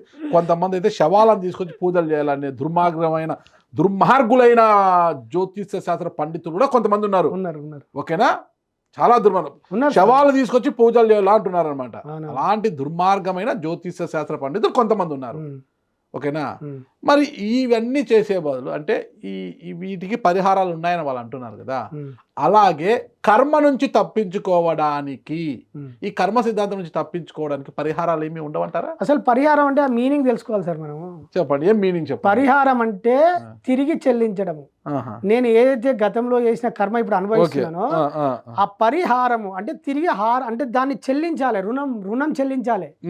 సో ఆ రుణం చెల్లించినప్పుడు అది పరిహారం అంటే ఏమనుకుంటారు అంటే మనం కొత్త కర్మ చేస్తే అది పరిహారం అనుకుంటారు. పరిహారం అది కాదు, నువ్వు తిరిగి ఏదైతే ఉందో అంటే ఒకళ్ళని బాధ పెట్టినో ఆ బాధ పెట్టిన కర్మ నువ్వు తిరిగి ఆ బాధ నువ్వు ఎక్స్పీరియన్స్ చేయాలి, దీన్ని పరిహారం అంటారు. మరి మీరు ఇలా అంటున్నారు కదా, కొంతమంది పెద్దలు ఏమంటారు, అరే నువ్వు ఏదైనా చేస్తే కదరా నీ తలరాత మారేది, పరిహారం కాదు సార్. నువ్వు చేయకుండా వాడు చేసినా చెయ్యకపోయినా నీ రాత ఇదే, నువ్వు ఇట్లే ఉంటావు అనేది అంటారు. ఇప్పుడు మీదే ఎగ్జాంపుల్, బాగా చదువుతారు 10th వరకు 482 మార్క్స్ వచ్చినాయి, ఇంటర్మీడియట్కి వచ్చేళ్ళకి చదివింటారు కానీ అబ్బలేదు అది అంటే ఇది ఎక్కడే ఉంటా, నువ్వు కష్టపడరా ఫస్ట్ నీ రాత మారిపోతుంది అంటారు. అంటే కర్మ రాసి పెట్టినప్పుడు వీడికి ఇలాగే జరగాలని రాసి పెట్టినప్పుడు వీడు కష్టపడి ప్రయత్నం చేస్తే కర్మ అనేది మారుతుందా? మారదు. అప్పుడు ఈ కష్టానికి ఫలితం ఏంటి? కష్టం నీకు రాదు కదా, నీకు పరిస్థితులు నేచర్ ఆ డోర్ ఓపెన్ చేయదు కదా, ఏం చేసినా సాధ్యం కాదు. సో అది ఎవరైతే గుర్తిస్తారో ఈ క్షణం, ఇప్పుడు మనకి ఒక నానుడు ఉంటుంది కదా సార్, వయసులో ఉన్నప్పుడు కష్టపడితే ముసలితనంలో సుఖపడతాం ఉన్నాం కదా. సో ఈ వయసులో కష్టపడే తత్వం అంటే దీని అర్థం ఏంటంటే నువ్వు ఇప్పుడు కూడబెట్టుకుంటే రేపు సుఖపడతావు అని అర్థం. సో ఇప్పుడు కూడబెట్టుకున్నాడు అది కాదు, నువ్వు ఏదో ఒక పుణ్యకర్మలు చేసినప్పుడు నువ్వు నీ వయసులో నీ వృద్ధాప్యంలో ప్రకృతి సహకరించాలంటే నిరంతరం ఏదో ఆ సత్కర్మలు ఏదో దైవ కార్యాలలో పాల్గొనని ఇవన్నీ చేసినప్పుడు నీకు ఈ పుణ్యము ఆ వయసులో కలిసి వస్తుంది. ప్రకృతి సహకరిస్తుంది, పిల్లలు మంచిగా చూసుకుంటారు, నీ చుట్టూ ఉన్న ఎన్విరాన్మెంట్ నీకు అన్ని పరిస్థితులు ఉంటుంది. సో నువ్వు ఈ సత్కర్మలు చేయకుండా అంటే ఇప్పుడున్న క్షణాన్ని గుర్తించకుండా నువ్వు దాన్ని గుర్తించకుండానే లైఫ్ కొనసాగుతుంది సార్. ఎవరైతే గుర్తించి ఆ సేవా మార్గాన్ని ఎంచుకుంటారో వాళ్ళకు లైఫ్ మారుతుంది తప్ప గుర్తించని ఏ వ్యక్తికి లైఫ్ మారదు. మరో విశేషం ఏంటంటే మన జన్మకు కర్మ సిద్ధాంతానికి సంబంధం ఉంటుందా? కర్మ రుణ చెల్లింపుల కోసమే జన్మ ఉంటుంది సార్. భోగము నీ భోగము వాసన, భోగం అంటే గత జన్మలో చేసిన భోగం ఉంటుంది కదా. సో భోగం కానీ పుణ్యం కానీ సరే ఇక్కడ మీరు రెండు మూలం అర్థం చేసుకోండి. భగవద్గీత ఏం చెప్తుంది అంటే యద్భావం తద్భవతి అంటుంది. సో అంటే నువ్వు ఏది అనుకుంటే అది జరగాలి. మరి నేను ఏది అనుకుంటే అది జరగాలి అన్నప్పుడు మరి నాకు జరుగుతలేదు కదా. ఎందుకు జరుగుతలేదు? మరి జరగాలి కదా సార్. డోర్లు ఓపెన్ చేయాలి, మీకు ఓపెన్ కావాలి. దీని వెనుకాల ఈక్వల్గా భగవద్గీతనే ఇంకొకటి చెప్తుంది, పూర్వజన్మ పాపం వ్యాధి రూపేణ పీడియతే. అంటే పూర్వజన్మలో చేసిన పాపం వ్యాధి రూపంలో వచ్చింది. సో ఇక్కడ వ్యాధిని పక్కన పెడితే ఈ సూత్రం మనకేం చెప్తుందంటే పూర్వంలో ఇంకో జన్మ ఉంది అని నిర్దేశిస్తుంది. సో యద్భావం తద్భవతి ప్రకారం నాకు ఏదనుకుంటే అది జరగాలి. కానీ మరి ఇప్పుడు జరుగుతలేదు అంటే దీనికి ఆన్సర్ ఏంది? పూర్వంలో ఇంకో జన్మ ఉందని అదే భగవద్గీత చెప్పింది. సో భగవద్గీతలో శ్రీకృష్ణుడు చెప్పిన కర్మ సిద్ధాంతానికి ఇప్పుడు మనమందరము అనుకుంటున్న కర్మ సిద్ధాంతం ఒకటేనా? రెండు ఒకటే. రూల్ నియమం ఒకటే కదా సార్. ప్రకృతి నియమం ఎవరికైనా ఒకటే. సో లా మీకు ఒకే రకంగా పనిచేస్తే నాకు ఒకే రకంగా పనిచేస్తుంది. సో దీని అర్థం ఏంటంటే ఇక్కడ మనకు ఎందుకు జరుగుతలే అని పరిశీలించినప్పుడు పూర్వంలో ఒక జన్మ ఉన్నది. ఆ జన్మల చేసిన కర్మ యొక్క ఫలాలను ప్రారబ్ధం రూపంలో మనం తెచ్చుకున్నాం. ఆ ప్రారబ్ధాన్ని అనుభవించాలి కదా. సో నువ్వు ప్రారబ్ధాన్ని అనుభవించవలసినప్పుడు నువ్వు కొత్త కర్మను ఎట్లా క్రియేట్ చేస్తున్నావు? చేస్తలేవు కదా. సో ప్రారబ్ధం ప్రకారమే వెళ్తుంది. నువ్వు కొత్త ఫలితాలను అంటే మళ్ళీ నిరంతరం సత్కర్మలు పుణ్యకర్మలు చేసినప్పుడు అందుకే మనకు పెద్దలు దాన ధర్మాలు చేయమని చెప్పేది. మనకు దాన ధర్మాలు అలవాటు లేవు, అంత పుణ్యం కరుక్కుంటే పోతుంది. సో పుణ్యం మొత్తం కరిగిపోయినప్పుడు అకౌంట్లో రూపాయలు లేనప్పుడు దేవుడు ఏం చేస్తాడు సార్? ఏం చేయడు. ప్రకృతి నియమాలు ఒప్పుకోవు కదా. సో దాన ధర్మాలు కంపల్సరీ చేయాలంటారు. 100% ప్రతిరోజు ఒక సత్కర్మ. దాన ధర్మాలు లేకున్నా ప్రతిరోజు ఒక జీవికి అన్నం పెట్టడము ఏదో ఒక సేవ చేయడం అలవాటు చేసుకోవాలి. సృష్టిలో అత్యున్నత ఫలాన్ని ఇచ్చేది సేవ, సత్కర్మ, ఏదన్నా ఒక సేవ లేకపోతే దాన ధర్మాలు. సో సింపుల్ సార్, మీరు ఒక దేవస్థానానికి పోతారు, అక్కడ భిక్షగాలు కనబడతారు, ఏం అడుగుతారు సార్? వాళ్ళు రూపాయి అడుగుతారు, డబ్బులు అట్లా అడిగారు, ఏమంటారు? దానం చేయండి అంటారు, ధర్మం చేయండి అంటే. ధర్మం చేయండి అంటే మీనింగ్ ఏంటి సార్? నాకు భిక్షమే అంటలేడు, నాకు డబ్బులు ఇవ్వని అంటలేడు, ధర్మం చేయండి అన్నాడు. దీని మీనింగ్ ఏంటి సార్? ధర్మాన్ని గుర్తు చేస్తుండు మనకు. నువ్వు పాటించాల్సిన ధర్మాన్ని గుర్తు చేసినప్పుడు ధర్మం ఏం చెప్తుంది అంటే దాన ధర్మాలు చేయమని చెప్తుంది. ప్రకృతి ఒక రైతు పంట పండియడానికి భూమి ఎలా ఉపయోగపడుతుందో నీ తలరాత కోసం ప్రకృతి పంపించిన ఒక భిక్షగాన్ రూపంలో నీ తలరాత కోసం పంపిస్తుండు. అందరు ఏమనుకుంటా అంటే నేను వాళ్ళకు ఒక పూట భోజనం పెట్టినా, నేను సహాయం చేసినా అనుకుంటారు. కానీ నేను అట్లా అనుకుంటలేను. నా తలరాత కోసం, నా భవిష్యత్తు కోసం ప్రకృతి నా ముందుకు పంపించిన ఉపయోగపడ్డ ఒక దాత. అంటే నేను ఇవ్వడం వల్ల నా తలరాతను మార్చుకున్నా, నా భవిష్యత్తు తలరాత కోసం ప్రకృతి అందించిన వరం అని. ఈ రోజు అనుకోకుండా మన ఇద్దరం ఇంటర్వ్యూ కూర్చున్నాం ఇక్కడ. ఇది కూడా కర్మ సిద్ధాంత ఫలమే. 100% ప్రకృతి. ఇప్పుడు నా దగ్గర నేను ఎంతో కొంత ఈ అవగాహన వచ్చింది, ఈ మెసేజ్ పబ్లిక్గా వెళ్ళిపోవాలని నేను భావించిన ప్రకృతికి నేను ఈ మెసేజ్ను ఎక్కువ శాతం ప్రజల్లోకి తీసుకెళ్ళి ప్రజలతోటి నిరంతరం ప్రతిరోజు ఒక సత్కర్మ చేయాలనేది ఒక నినాదం పెట్టుకున్నా. నా ఫిజికల్ లైఫ్లో ఇప్పుడు ఉద్యోగం అంటే ఎంత ముఖ్యం సార్ ఈ రోజులలో. కరెక్ట్. ఇప్పుడు నేను జాబ్ మానేసినప్పుడు నాకు ఒక 60,000 జీతం. సో ఇప్పుడు ఈ రోజులలో నేను ఉద్యోగం మానేసి నా కర్మ ద్వారా సేవ ద్వారా కొత్త వ్యక్తులను పరిచయం అంటే నా కర్మ వల్ల కొత్త వ్యక్తులు పోయింది సార్. సింపుల్, నేను చేసిన ఒక 3-4 ఇయర్స్ బలంగా సేవ చేసా సార్. నా సేవ నాకు ఏమి గుర్తింపుని ఇచ్చింది అంటే, ఓ ఫౌండేషన్ పెట్టడానికి ప్రకృతి నాకు ఆ రకంగా డిజైన్ చేసి ఆ సమకూర్చింది. హైదరాబాద్లో ఒక పెద్ద ఈవెంట్ చేసా సార్. నేను 111 మంది నాగసాధులను కాశీ నుంచి కామాఖ్య నుంచి రప్పించినాం. ఎందుకు? అంటే నేను ఒక ఫౌండేషన్ ఇనాగ్రేషన్ చేసి ఈ కర్మను కొంతమందికి ఎక్కువ చెప్పాలని ఏం ఫౌండేషన్ అవని ఫౌండేషన్ పెట్టిన సార్. అవని అవని అవని. ఆ. సో ఈ ఫౌండేషన్ త్రూ అంటే అవని అవని భూమి, అదే భూమి కదా. భూమి. ఆ. అంటే నేను ఎంచుకున్న మార్గంలో ఆ పేరుని ఎంచుకున్నాను. ఆ. సో నేను ఒక్కరిని చేసిన సేవకు నాకు కొంతమంది వ్యక్తులు పరిచయం అయ్యారు. సో ఆ వ్యక్తుల త్రూలో కొంత ఎక్కువ సేవ చేయడానికి ఉపయోగపడ్డప్పుడు ఒక ఫౌండేషన్ త్రూలో వెళ్ళాలి, ఒక సిస్టమ్ త్రూలో వెళ్ళాలని ఫౌండేషన్ స్థాపించినాం. అంటే సేవే పరమావధిగా స్థాపించారా మీరు? అవును, అవని- సేవే పరమావధిగా ఆ. అందరికీ ఈ లోకంలో మెడిటేషన్ అందరికి ఎట్లా బోధిస్తున్నామో నిరంతరం సేవ వల్ల మనిషి దుఃఖంలో నుంచి బయటకు వస్తాడు, బాధల నుంచి బయటకు వస్తాడు. ఇంకొకటి ఉద్యోగాలు లేవు, నా లైఫ్ ఎట్లా, నా జీవితం ఇట్లా అనేటోళ్లకు నువ్వు నిరంతరం సత్కర్మ సేవ చేస్తే ఆ సత్కర్మ యొక్క ఫలము ఈ సృష్టిలో సృష్టి మొత్తం కుట్ర చేసి నీకు అన్ని ఫలితాలను సృష్టించబడుతుంది, నీకు అన్ని చేరవేరుస్తుంది. ప్రకృతి అంత క్లారిటీగా పనిచేస్తుంది మన కోసం. సో చదివే ముఖ్యం కాదు, నువ్వు చేసే సేవ వల్ల, దీంతో విద్యతోటి పని లేదు, నీ సత్కర్మనే జీవితాన్ని మనల్ని ముందుకు తీసుకెళ్తూ ఉంటుంది. మరి దానికి మీరు ఒక ఫౌండేషన్ ఏర్పాటు చేయడానికి నాగసాధులకు సంబంధం వాళ్ళు ఎందుకు అంటే తీసుకొచ్చారు? మనము ఇప్పుడు ఒక వ్యవస్థ పబ్లిక్లోకి వెళ్ళిపోవాలంటే ఒక ఐడెంటిఫికేషన్ రావాలి. దానికి నాగసాధువులు ఎందుకు? అంటే నేను ప్రకృతి నాకు అట్లా డిజైన్ చేసింది సార్. ఇక నా ప్రయత్నం ఏం లేదు. గురువులు పరిచయం అవ్వడము, గురువుల ద్వారా వాళ్ళు పరిచయం అవ్వడం, వాళ్ళని రావడం, ఒక హైదరాబాద్లో ఒక ఈవెంట్ చేసి మనం ఆ ఈవెంట్లో అంటే ఒక ఈవెంట్లో నేను ఏమనుకున్నా అంటే ఒక 5,000 మందికి సత్కర్మ, ఒక 5,000 మందికి భోజనాలు సమకూర్చాలనుకున్నాను నేను. ఒకే వేదిక మీద ఒక 5-6 వేల మందికి భోజనాలు పెట్టాలన్నప్పుడు ఒక ఈవెంట్ చేసినప్పుడు దానికి ఈవెంట్గా మనం వాళ్ళని రప్పియడము, వాళ్ళు రావడము, దానిలో పెద్ద ఒక హోమం కార్యక్రమాలు తీసుకొని ఒక ఈవెంట్ లాగా చేసి ఒక ఈవెంట్ చేసినాం సార్. అది నా చేతిలో ఏం లేదు, ప్రకృతి నిర్ణయించబడి నాకు ఆ అవకాశాన్ని ఇచ్చింది. సార్ మీ ఫౌండేషన్ లక్ష్యం ఏంటి? ప్రతి కుటుంబంలో ప్రతి ఒక్కరూ నిరంతరము ఆర్థిక సమస్యల నుంచి బయటపడడానికి, కుటుంబంలో పరిస్థితులు మారడానికి ఏది చేయాలన్నా మూలము కర్మనే. నిరంతరం సత్కర్మ సేవ వల్ల, పరోపకారం వల్ల నీ పరిస్థితులు మారుతాయి, నీ సిస్టమ్ మారుతుంది. నిరంతరము ఆ ఇంట్లో వ్యక్తులు దుఃఖంలో బాధలో ఉంటారు, ఫైనాన్షియల్ ఇబ్బందులు ఉంటాయి. కొంతమందికి ₹1,00,000 వచ్చినా 2 రోజులలో 3 రోజులలో ఓడిచిపోతుంది, మళ్ళీ 20 రోజులు మళ్ళీ అక్కడిక్కడ అప్పు తెచ్చుకొని బతకాల్సి వస్తుంది.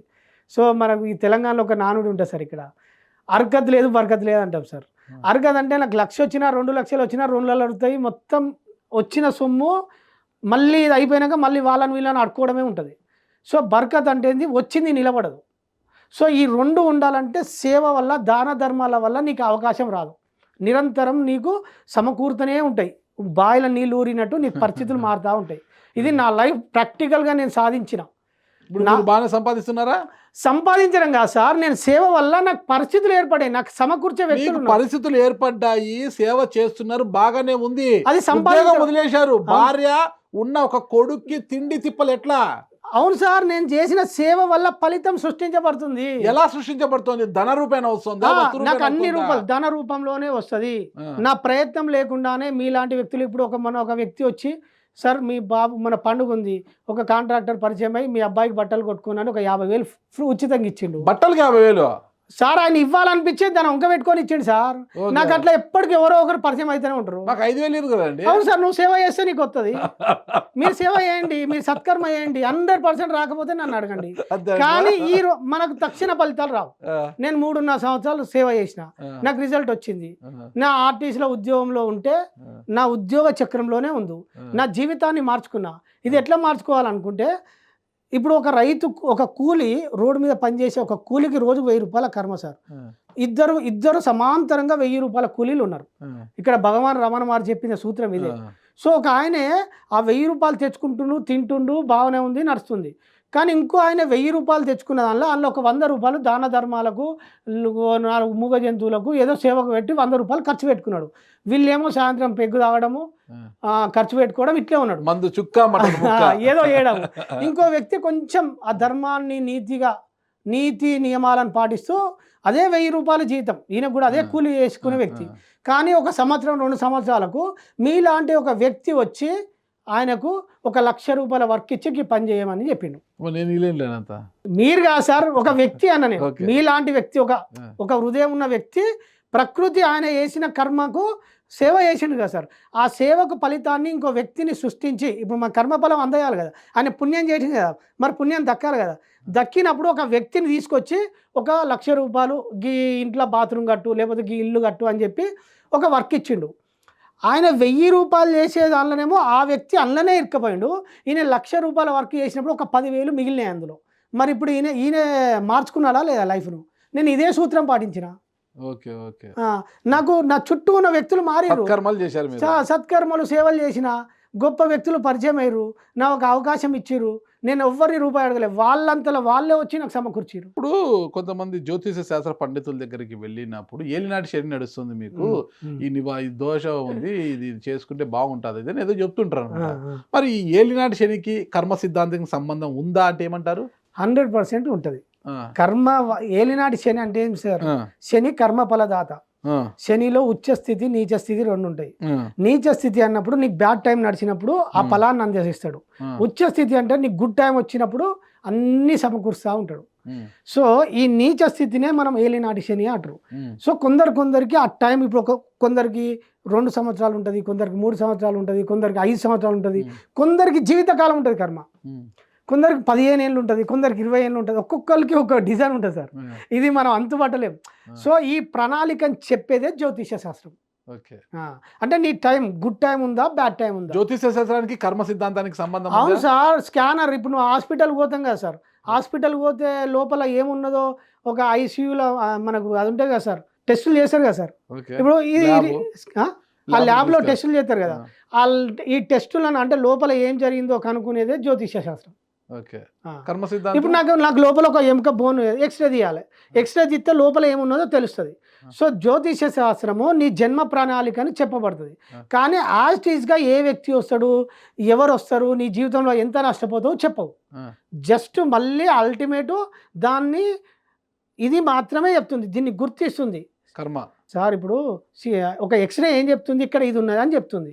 జ్యోతిష్య శాస్త్రము ఇక్కడ ఇది ఉన్నది, నీకు బ్యాడ్ టైం స్టార్ట్ అయింది అని చెప్తుంది. అక్కడ మళ్ళీ ఎవరు నిర్ణయించాలి? డాక్టర్ ట్రీట్మెంట్ చేయాలి. ఇక్కడ ఎవరు డాక్టర్? నువ్వే డాక్టర్. అహం బ్రహ్మాస్మి, అంతే కదా సార్. అహం బ్రహ్మాస్మి అంటే ఇక్కడ సృష్టికర్త ఎవరు? వీడే. వీని జీవితం వీడే మార్చుకోవాలి. అప్పుడు లైఫ్ను సత్కర్మ మళ్ళీ మంచి మార్గాన్ని ఎంచుకొని ధర్మాన్ని ఆచరిస్తూ అహింస మార్గంలో ఉంటే నీ జీవితం మారుతుంది. మళ్ళీ తెల్లారులేతే దుష్కర్మలు వేసుకుంటూ అందరిని ఉంటే హింసా మార్గంలో ఉంటే మళ్ళీ అదే జోన్లో ఉంటాడు. మనం ఇప్పుడు డబ్బులు, ఇప్పుడు ఒక వస్తువు ఉన్నది సార్, ఇప్పుడు ఒక బిజినెస్ మ్యాన్ ఉన్నాడు, 10 రూపాయల లాభానికి తీసుకొని నీ వృత్తి వ్యాపారం, కానీ 10 రూపాయల వస్తువును 50 రూపాయలకు అమ్మినావు. నువ్వు ఒక బలహీనతను క్యాచ్ చేసుకొని నువ్వు బలవంతును అయినావు. ఇక్కడ నిన్ను ప్రకృతి హాస్పిటల్ వాడు క్యాచ్ చేస్తాడు. అంటే ప్రకృతి నీ కోసం ఇంకో డిజైన్ చేసి పెడతారు రెడీగా. నీకు రోగం వస్తుంది, నొప్పి వస్తుంది, లేకపోతే హఠాత్తుగా యాక్సిడెంట్ అవుతుంది, తీసుకుపోయి హాస్పిటల్లో యశోద హాస్పిటల్లో లేకపోతే ఇంకా అర్ధర్ ఏదో హాస్పిటల్ పోయి 10 లక్షలు బిల్లు కడతాడు. ఇక్కడనేమో వీని బలహీనతను క్యాచ్ చేసుకున్నాడు, వీని బలహీనతను హాస్పిటల్ క్యాచ్ చేసుకుంటాడు. దురాశ దుర్బుద్ధితో ఒకరిని మోసం చేస్తే నిన్ను ఒకరి సృష్టి ఆల్టర్నేటివ్ సృష్టి ఇంకో రెడీ చేసి మోసం చేస్తాను అంతే 100% మొత్తం మీద. సో అది రావద్దు అంటే నువ్వు సన్మార్గంలో అని చెప్తున్నాం అంతే. మనిషి పుట్టుక గిట్టుక అనేది సహజం. ఎవరు ఎప్పుడు చనిపోతారు ఎవరు. మనం పురాణాలు తీసుకుంటే ఒకటి మునులు, మహామునులు, యోగులు, వీళ్ళందరికీ కూడా తను వాళ్ళు ఎప్పుడు చాలిస్తారో ముందుగా తెలుసు అంట. ఎవరు తెలుస్తుంది? వాళ్ళకు, మునులకు, యోగులకు. మరి ఎవరున్నారు? యోగులు లేరు కదా. మళ్ళీ అప్పుడు యోగులు, మునులకు కూడా ముందే తెలిసేది తను ఎప్పుడు చాలిస్తారు. దానికి కూడా అప్పుడు ఆ కర్మ సిద్ధాంతం బేస్ చేసుకొని అనుకుంటారు వాళ్ళు. సార్ ఇక్కడ యోగులు వేరు సార్, వాళ్ళు శరీరాన్ని దాటి ఉంటారు. వాళ్ళు శరీరం మీద భావనను దాటి ఉండి శరీరానికి అతీతంగా ఉన్నప్పుడు వాళ్ళకి ఆ స్థితి తెలుసు సార్. ఇప్పుడు ప్రకృతి చేతిలో 3 మొత్తం ఏమేమి ఉంటాయో చెప్తా. జనన మరణాలు ప్రకృతి చేతులు ఉండదు. మన శ్వాస, ఉచ్చిపోయే శ్వాస, అది మన ఉచ్చిపోయే శ్వాస. సో అది మన చేతిలో ఉండదు. మన ఎదుగుదల కూడా ప్రకృతి చేతిలోనే ఉంటుంది. మన బాడీలో ఉన్న రక్త ప్రసరణ కూడా ప్రకృతి ఆధీనంలో ఉంటుంది. సో అతి విలువైన అన్ని ప్రకృతి తన గుప్పిట్లో పెట్టుకుంటుంది. ఎందుకంటే అది మనిషి ఎరుకతోటి ఉండడు కనుక అది ప్రకృతి మనిషికి ఇవ్వలేదు. సో ఎప్పుడు నీ చేతికి ఏది ఇచ్చిందంటే ఓన్లీ కర్మను ఎంచుకునే అధికారమే ఇచ్చింది. మిగతా ఏది నీ చేతిలో లేదు. మిగతా అంతా ప్రకృతి ఆధీనంలో ఉన్నది. సో వాళ్ళకి సృష్టి రహస్యాలు అర్థమైనప్పుడు జనన మరణాల చక్రం కూడా అర్థమవుతుంది వాళ్ళకు. అది అర్థమైనప్పుడు పుట్టక ముందుకు తల్లి గర్భంలో నీ స్థితి ఏంది, మన అస్తిత్వం ఏంది తెలుసుకునే ఆ స్థితి ఉన్నప్పుడు వాళ్ళకి సత్యం బోధపడుతుంది సార్. ఇప్పుడు మనకు భూమి మీద అరే తూర్పు లేదు పడమర లేదు, ఇది నిజం, కళ్ళకు కనబడే నిజం. ఇప్పుడు నేను తూర్పు సూర్యుడు ఉదయిస్తలేడు అస్తమిస్తలేడు అని చెప్తే ఎవరైనా నమ్ముతారా సార్? నమ్ముతారా? ఎందుకు నమ్మరు? మనిషికి చూసే దృష్టి లేదు. వాస్తవానికి సూర్యుడు అస్తమిస్తలేడు ఉదయిస్తలేడు, ఆయన ప్లేస్లో ఆయన ఉన్నాడు, భూమే తిరుగుతుంది. ఇది నిజము, ఇది వాస్తవము, రెండింటి మధ్యలో చిన్న తేడా ఉందా లేదా? సో మనిషి చూసేది జస్ట్ నిజాన్ని మాత్రమే చూస్తాడు, నిజానికి వెనుక ఒక వాస్తవం ఉంటుంది. ఆ వాస్తవాన్ని చూసే దృష్టి మాత్రం ఒక యోగులకే ఉంటుంది. ఇలా ప్రతి క్షణాన్ని, ప్రతి జీవితం అనే చిక్కుముడిలో ప్రతి అంశాన్ని చూసే వ్యక్తి ఒక యోగి. ఫైనల్గా ఒకటి చెప్పండి, అంతా ఈశ్వరేచ్ఛ, ఈశ్వరుడి ఆజ్ఞ లేనిదే చీమైనా కుట్టదు అంటారు. అంతా ఈశ్వరేచ్ఛ, ఆ ఈశ్వరుడి ఆదేశ ప్రకారమే అంతా జరుగుతుంది కదా. మరి ఈశ్వరుడి ఆదేశ ప్రకారమే అంతా జరుగుతుందని మనం నమ్మితే ఈ కర్మ ఫలితాన్ని, కర్మ సిద్ధాంతాన్ని కూడా ఈశ్వరుడే రచించారంటారా? ఈశ్వరేచ్ఛ అంటే ఈశ్వరుడు ఎక్కడ ఉన్నాడు అది తెలుసుకోవాలి కదా. అంతే కదా సార్. భగవంతుని నమ్మినప్పుడు భగవంతుడు ఎక్కడ ఉన్నాడో తెలుసుకోవాలి. మన మనసులో ఉన్నాడు. మన మనసులో ఉన్నప్పుడు మనిషి లోపల అడగాలి కదా, మరి భగవంతుని అడగాలి కదా. మనం ఎక్కడ అడుగుతున్నాం? సో భగవంతుడు ఎక్కడ ఉన్నానప్పుడు శాస్త్రాలు ఏం చెప్తున్నాయంటే అఖిలాకారుడు అనంతుడు సర్వ ఆత్మలయందు సర్వసాక్షి అయి నిఖలము నిర్వికారము నిజముర అని వేమన చెప్తాడు. అంటే సర్వ ఆత్మలయందు సర్వసాక్షి అయి. భగవద్గీత ఏం చెప్తుంది? అహం ఆత్మ గుడాకేశ సర్వభూతాశయ స్థిత, అంటే నేను అన్ని భూతంలో ఉన్నాను, అన్ని జీవులలో ఉన్నాను అని చెప్తుంది. సో సర్వ అంతరాయం అంటే అంతటా ఉన్న భగవంతుడు. ఇట్లా మనం ఎందుకు గుర్తిస్తున్నాం తెలుసుకోవాలి. ఇక్కడ భగవంతుడు ఈ విశ్వం అచలుడు, నిరాకారుడు, నిర్గుణుడు అయినప్పుడు ఎట్లా మనిషి ఎట్లా దొరుకుతాడు, ఎట్లా దొరకబడతాడు? సో ఇక్కడ ఆధ్యాత్మిక సాధనలో ఒక మూలాలు ఎలిగినప్పుడు ఒక యోగికి నేనే బ్రహ్మను, నేనే అంతటా ఉన్నా అని తెలిసినప్పుడు, ఈ విశ్వమంతా భగవంతుడు ఉన్నప్పుడు నీ అనుభవంలోకి జరిగినప్పుడు దేవుడిని ఎట్లా దర్శనం చేసుకుంటాం అంటే అవగాహన, జ్ఞానం వల్ల దర్శనం చేసుకుంటాం. ఇప్పుడు నాగరాజు సార్ని చూడాలంటే ఒక బాడీ శరీర ఆకృతిని చూసి గుర్తిస్తున్నాం. భగవంతుని వాళ్ళు ఎట్లా గుర్తిస్తారంటే ఈ సకల చరాచర సృష్టి మొత్తం, ఈ భూమి, సమస్త గ్రహాలు, ఈ పాలపుంతలు అన్నీ కలిసి భగవంతుడు ధరించినటువంటి ఫిజికల్ బాడీ. ఇంత బాడీ ఉన్న భగవంతుణ్ణి చిన్న చిన్నగా పొరల్లాగా ఎట్లా చూస్తాం సార్? అర్థం చేసుకోండి. కరెక్ట్. అంతే కదా సార్, చిన్న చిన్నగా ఎట్లా చూస్తాం. ఇక్కడ మన జీవితానికి అంత పెద్ద ఆ స్థాయిలో ఉన్న మనం ఒక భూగ్రామం దాటే పోలేదు. సో ఇంత వ్యవస్థ, ఇంత నిరాకార స్వరూపమైన భగవంతుణ్ణి మనం ఇక్కడ అర్థం చేసుకోవాలి. ఎవరు నడుస్తుందంటే అహం బ్రహ్మాస్మి, భగవంతుని యొక్క అంశం. నువ్వు భూమి మీద నువ్వు జన్మ తీసుకోవడానికి వచ్చినప్పుడు నీ తలరాతను ఎవరు రాసుకుంటారంటే మళ్ళీ మనమే రాసుకుంటాం. మన తలరాత మనమే రాసుకుంటాం. ఆ లెక్క ప్రకారం తీసుకుంటే మనిషి జీవితం అనేది అతని విధి రాత ద్వారా నడుస్తుందా అంటే ఆయన సంకల్పం ద్వారా నడుస్తుందంటే ఏమంటారు ఇక్కడ అతను? సో విధి అనేది ఏంటో తెలుసుకోవాలి. విధి అంటే కర్మఫలమే సార్. విధి రాత అంటే ఏంది? కర్మఫలమే. విధి రాత అంటే కర్మఫలమే.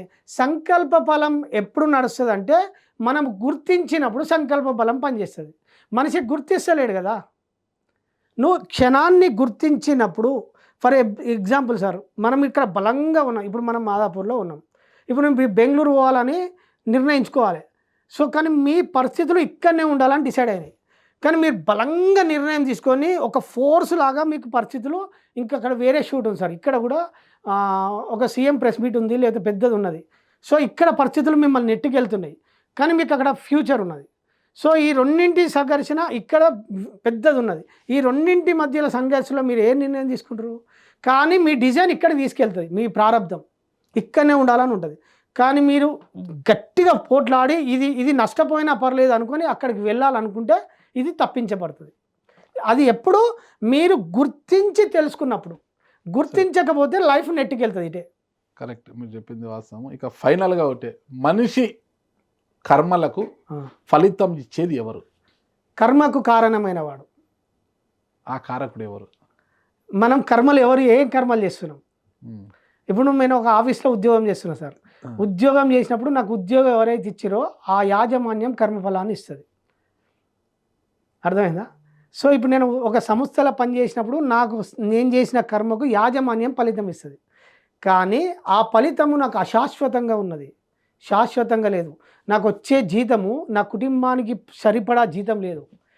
ఎందుకు లేదు అంటే నా అకౌంట్లో పుణ్యం లేదు. సో నాకు పుణ్యం రావాలంటే, నాకు ఇంకా పెద్ద ఉద్యోగం రావాలన్నా, లేకపోతే నాకు ఇంకా వేరే సమకూర్చాలన్నా, నాకు వేరే అవకాశం రావాలన్నా నా అకౌంట్లో పుణ్యం ఉండాలి. పుణ్యం ఉండాలంటే ఏం చేయాలి? సేవ చేయాలి. సేవ ఎట్లా చేస్తే వస్తుందంటే, సేవ్ చేసే వాళ్ళు ఎక్కువైపోయినారు, సేవ చేయడం లేదు కదా. సార్ వాళ్ళ కర్మ వాళ్ళు అనుభవిస్తారు. ఎప్పుడైతే మనిషి నిరంతరము నీకు గొప్ప అవకాశాలు రావాలనుకున్నప్పుడు, నువ్వు సత్కర్మ చేసినప్పుడు నీకు ప్రకృతి వేరే అవకాశం ఇస్తుంది. అప్పుడే నీ లైఫ్ మారుతుంది. ఇక్కడ మనం తెలుసుకోవాల్సింది ఏంటి? కర్మకు కారణమైన వాడు ఇక్కడ యజమాని, కానీ నీకు ప్రకృతి వేరే అవకాశం ఇవ్వాలంటే నువ్వు ఆ కర్మ చేయాలి. ఇప్పుడు నేను మంచి కర్మ, నాకు మంచి ఫలితం రావాలన్నప్పుడు నేను ఏం ఎంచుకున్నా? సేవను ఎంచుకున్నా. నేను గొప్ప ఫలాన్ని క్రియేట్ చేయాలన్నప్పుడు నేను సేవను ఎంచుకొని మూగ జంతువులకు తిండి పెట్టడము, లేని వాళ్ళకి హెల్ప్ చేయడము, ఇవన్నీ నా జీవితంలో ఆచరణ చేసుకున్నా. నాకు ప్రకృతి ఏం చేసింది? ఆ ఫలాన్ని అందజేసింది. గొప్ప వ్యక్తులను తీసుకొచ్చి నా ముందు పెట్టింది. నాకు ఇప్పుడు నేను ఎవరి కర్మ చేసినా? ప్రకృతి కర్మ చేసిన. మూగ జంతువులకు దాని బాధ్యత ఎవరు సార్? ప్రకృతి. మనం కూడా ప్రకృతిలో భాగమే. సో ప్రకృతి మూగ జంతువులను సంరక్షించడం అనేది ప్రకృతి బాధ్యత. కాబట్టి ఆ బాధ్యతను నేను కొంత తీసుకున్నప్పుడు ప్రకృతి నాకు ఇంకో అవకాశం ఇచ్చింది. సో నాకు కర్మఫలం ఎవరు ఇచ్చారు? ప్రకృతిని ఎంచుకున్నా. నేను కర్మని ఎంచుకున్నా. ఎవరు? నా కర్మని ఇచ్చేవాడు ఫలితాన్ని ఇస్తాడు. నాకు ప్రకృతి ఫలాన్ని ఇవ్వడానికి నేను ఆ కర్మ జోన్లోకి ఎంటర్ అయినా. నువ్వు కర్మ ఎంచుకునే అధికారం మన చేతుల్లో ఉన్నప్పుడు నువ్వు ఎటువంటి కర్మ చేయాలనేది మనం నిర్ణయించుకోవాలి. కరెక్ట్ చెప్పారండి. ఫైనల్గా మీ అవని ఫౌండేషన్ ద్వారా ఎంత మందిని సత్కర్మల వైపు నడిపించాలనుకుంటున్నారు? అదే మన ఉద్దేశం సార్. మన త్రూ చేసేవాళ్ళు ఒక కొద్దిమంది. ఇప్పుడు నేను నా స్వ అనుభవంలో నా లైఫ్ను మార్చుకున్నా సార్. ఇప్పుడు మా దానిలో నాకు రెగ్యులర్గా ఒక 5-6 మెంబర్స్ నాకు డొనేషన్ ఇచ్చేవాళ్ళు, సేవ చేసేవాళ్ళు మొత్తం 10 మంది ఉన్నారు సార్. ఈ 10 మంది మీద నేను ఎక్స్పెరిమెంట్ చేస్తున్నా. వాళ్ళ 10 మంది లైఫ్ను మారాలి, అన్ని రకాలుగా మారాలి. దాని మీద నేను ఇప్పుడు వాళ్ళ మీదే ఫోకస్ పెట్టి చేస్తున్నా. సో ఇట్లా ప్రతి కుటుంబం సార్, ఎవరికి మీ చుట్టూ ఉన్న వాళ్ళ కుటుంబ వాళ్ళ ఇంటి ముందు ఉన్న కుక్కకు డాగ్కి అన్నం పెట్టండి, వాళ్ళ దగ్గర ఉన్న గోశాలలకు వెళ్ళండి, లేకపోతే మూగ జంతువులకు ఫుడ్ పెట్టండి. నిరంతరము ఎంతో కొంత దాన ధర్మాలకు, లేని పేద పిల్లలకు, సింగిల్ పేరెంట్ వాళ్ళకు, చదువు లేని వాళ్ళకు చదువు చెప్పించడము, లేకపోతే వాళ్ళకు వ్యక్తిగత అవసరాలు ఉంటాయి ఎన్నో. ఇప్పుడు ఆశ్రమాలు ఉంటాయి, ఆశ్రమాలు సందర్శించి వాళ్ళకు అవసరాలు సదుపాయం అంటే మీకున్న దానిలో ఎంతో కొంత మీ కుటుంబం రన్ కావడము, కొంత వాళ్ళకి సమకూర్చినప్పుడు మీ జీవితం మారే అవకాశం ఉంటుంది. మీరు మీ నిత్య కర్మలు ఆచరించుకుంటూ సేవలో కొంత ఉపయోగాన్ని మరల్చడానికి నా చిన్న ప్రయోగం సార్ ఇది. ఖచ్చితంగా సంతోష్ బుద్ధ గారు, ఖచ్చితంగా మీరు కన్న కళలు నెరవేరాలని కోరుకుంటున్నాను. ప్రతి ఒక్కరు కూడా సత్కర్మలు చేస్తూ మంచి బుద్ధిని తెచ్చుకోవాలి, పుణ్యఫలాలు అనుభవించాలని నేను కూడా కోరుకుంటున్నాను. థ్యాంక్ యూ అండి. నమస్తే. Thank you sir. అవకాశం ఇచ్చినందుకు మీకు, మీ స్టూడియో సిబ్బందికి కృతజ్ఞతలు. Thank you.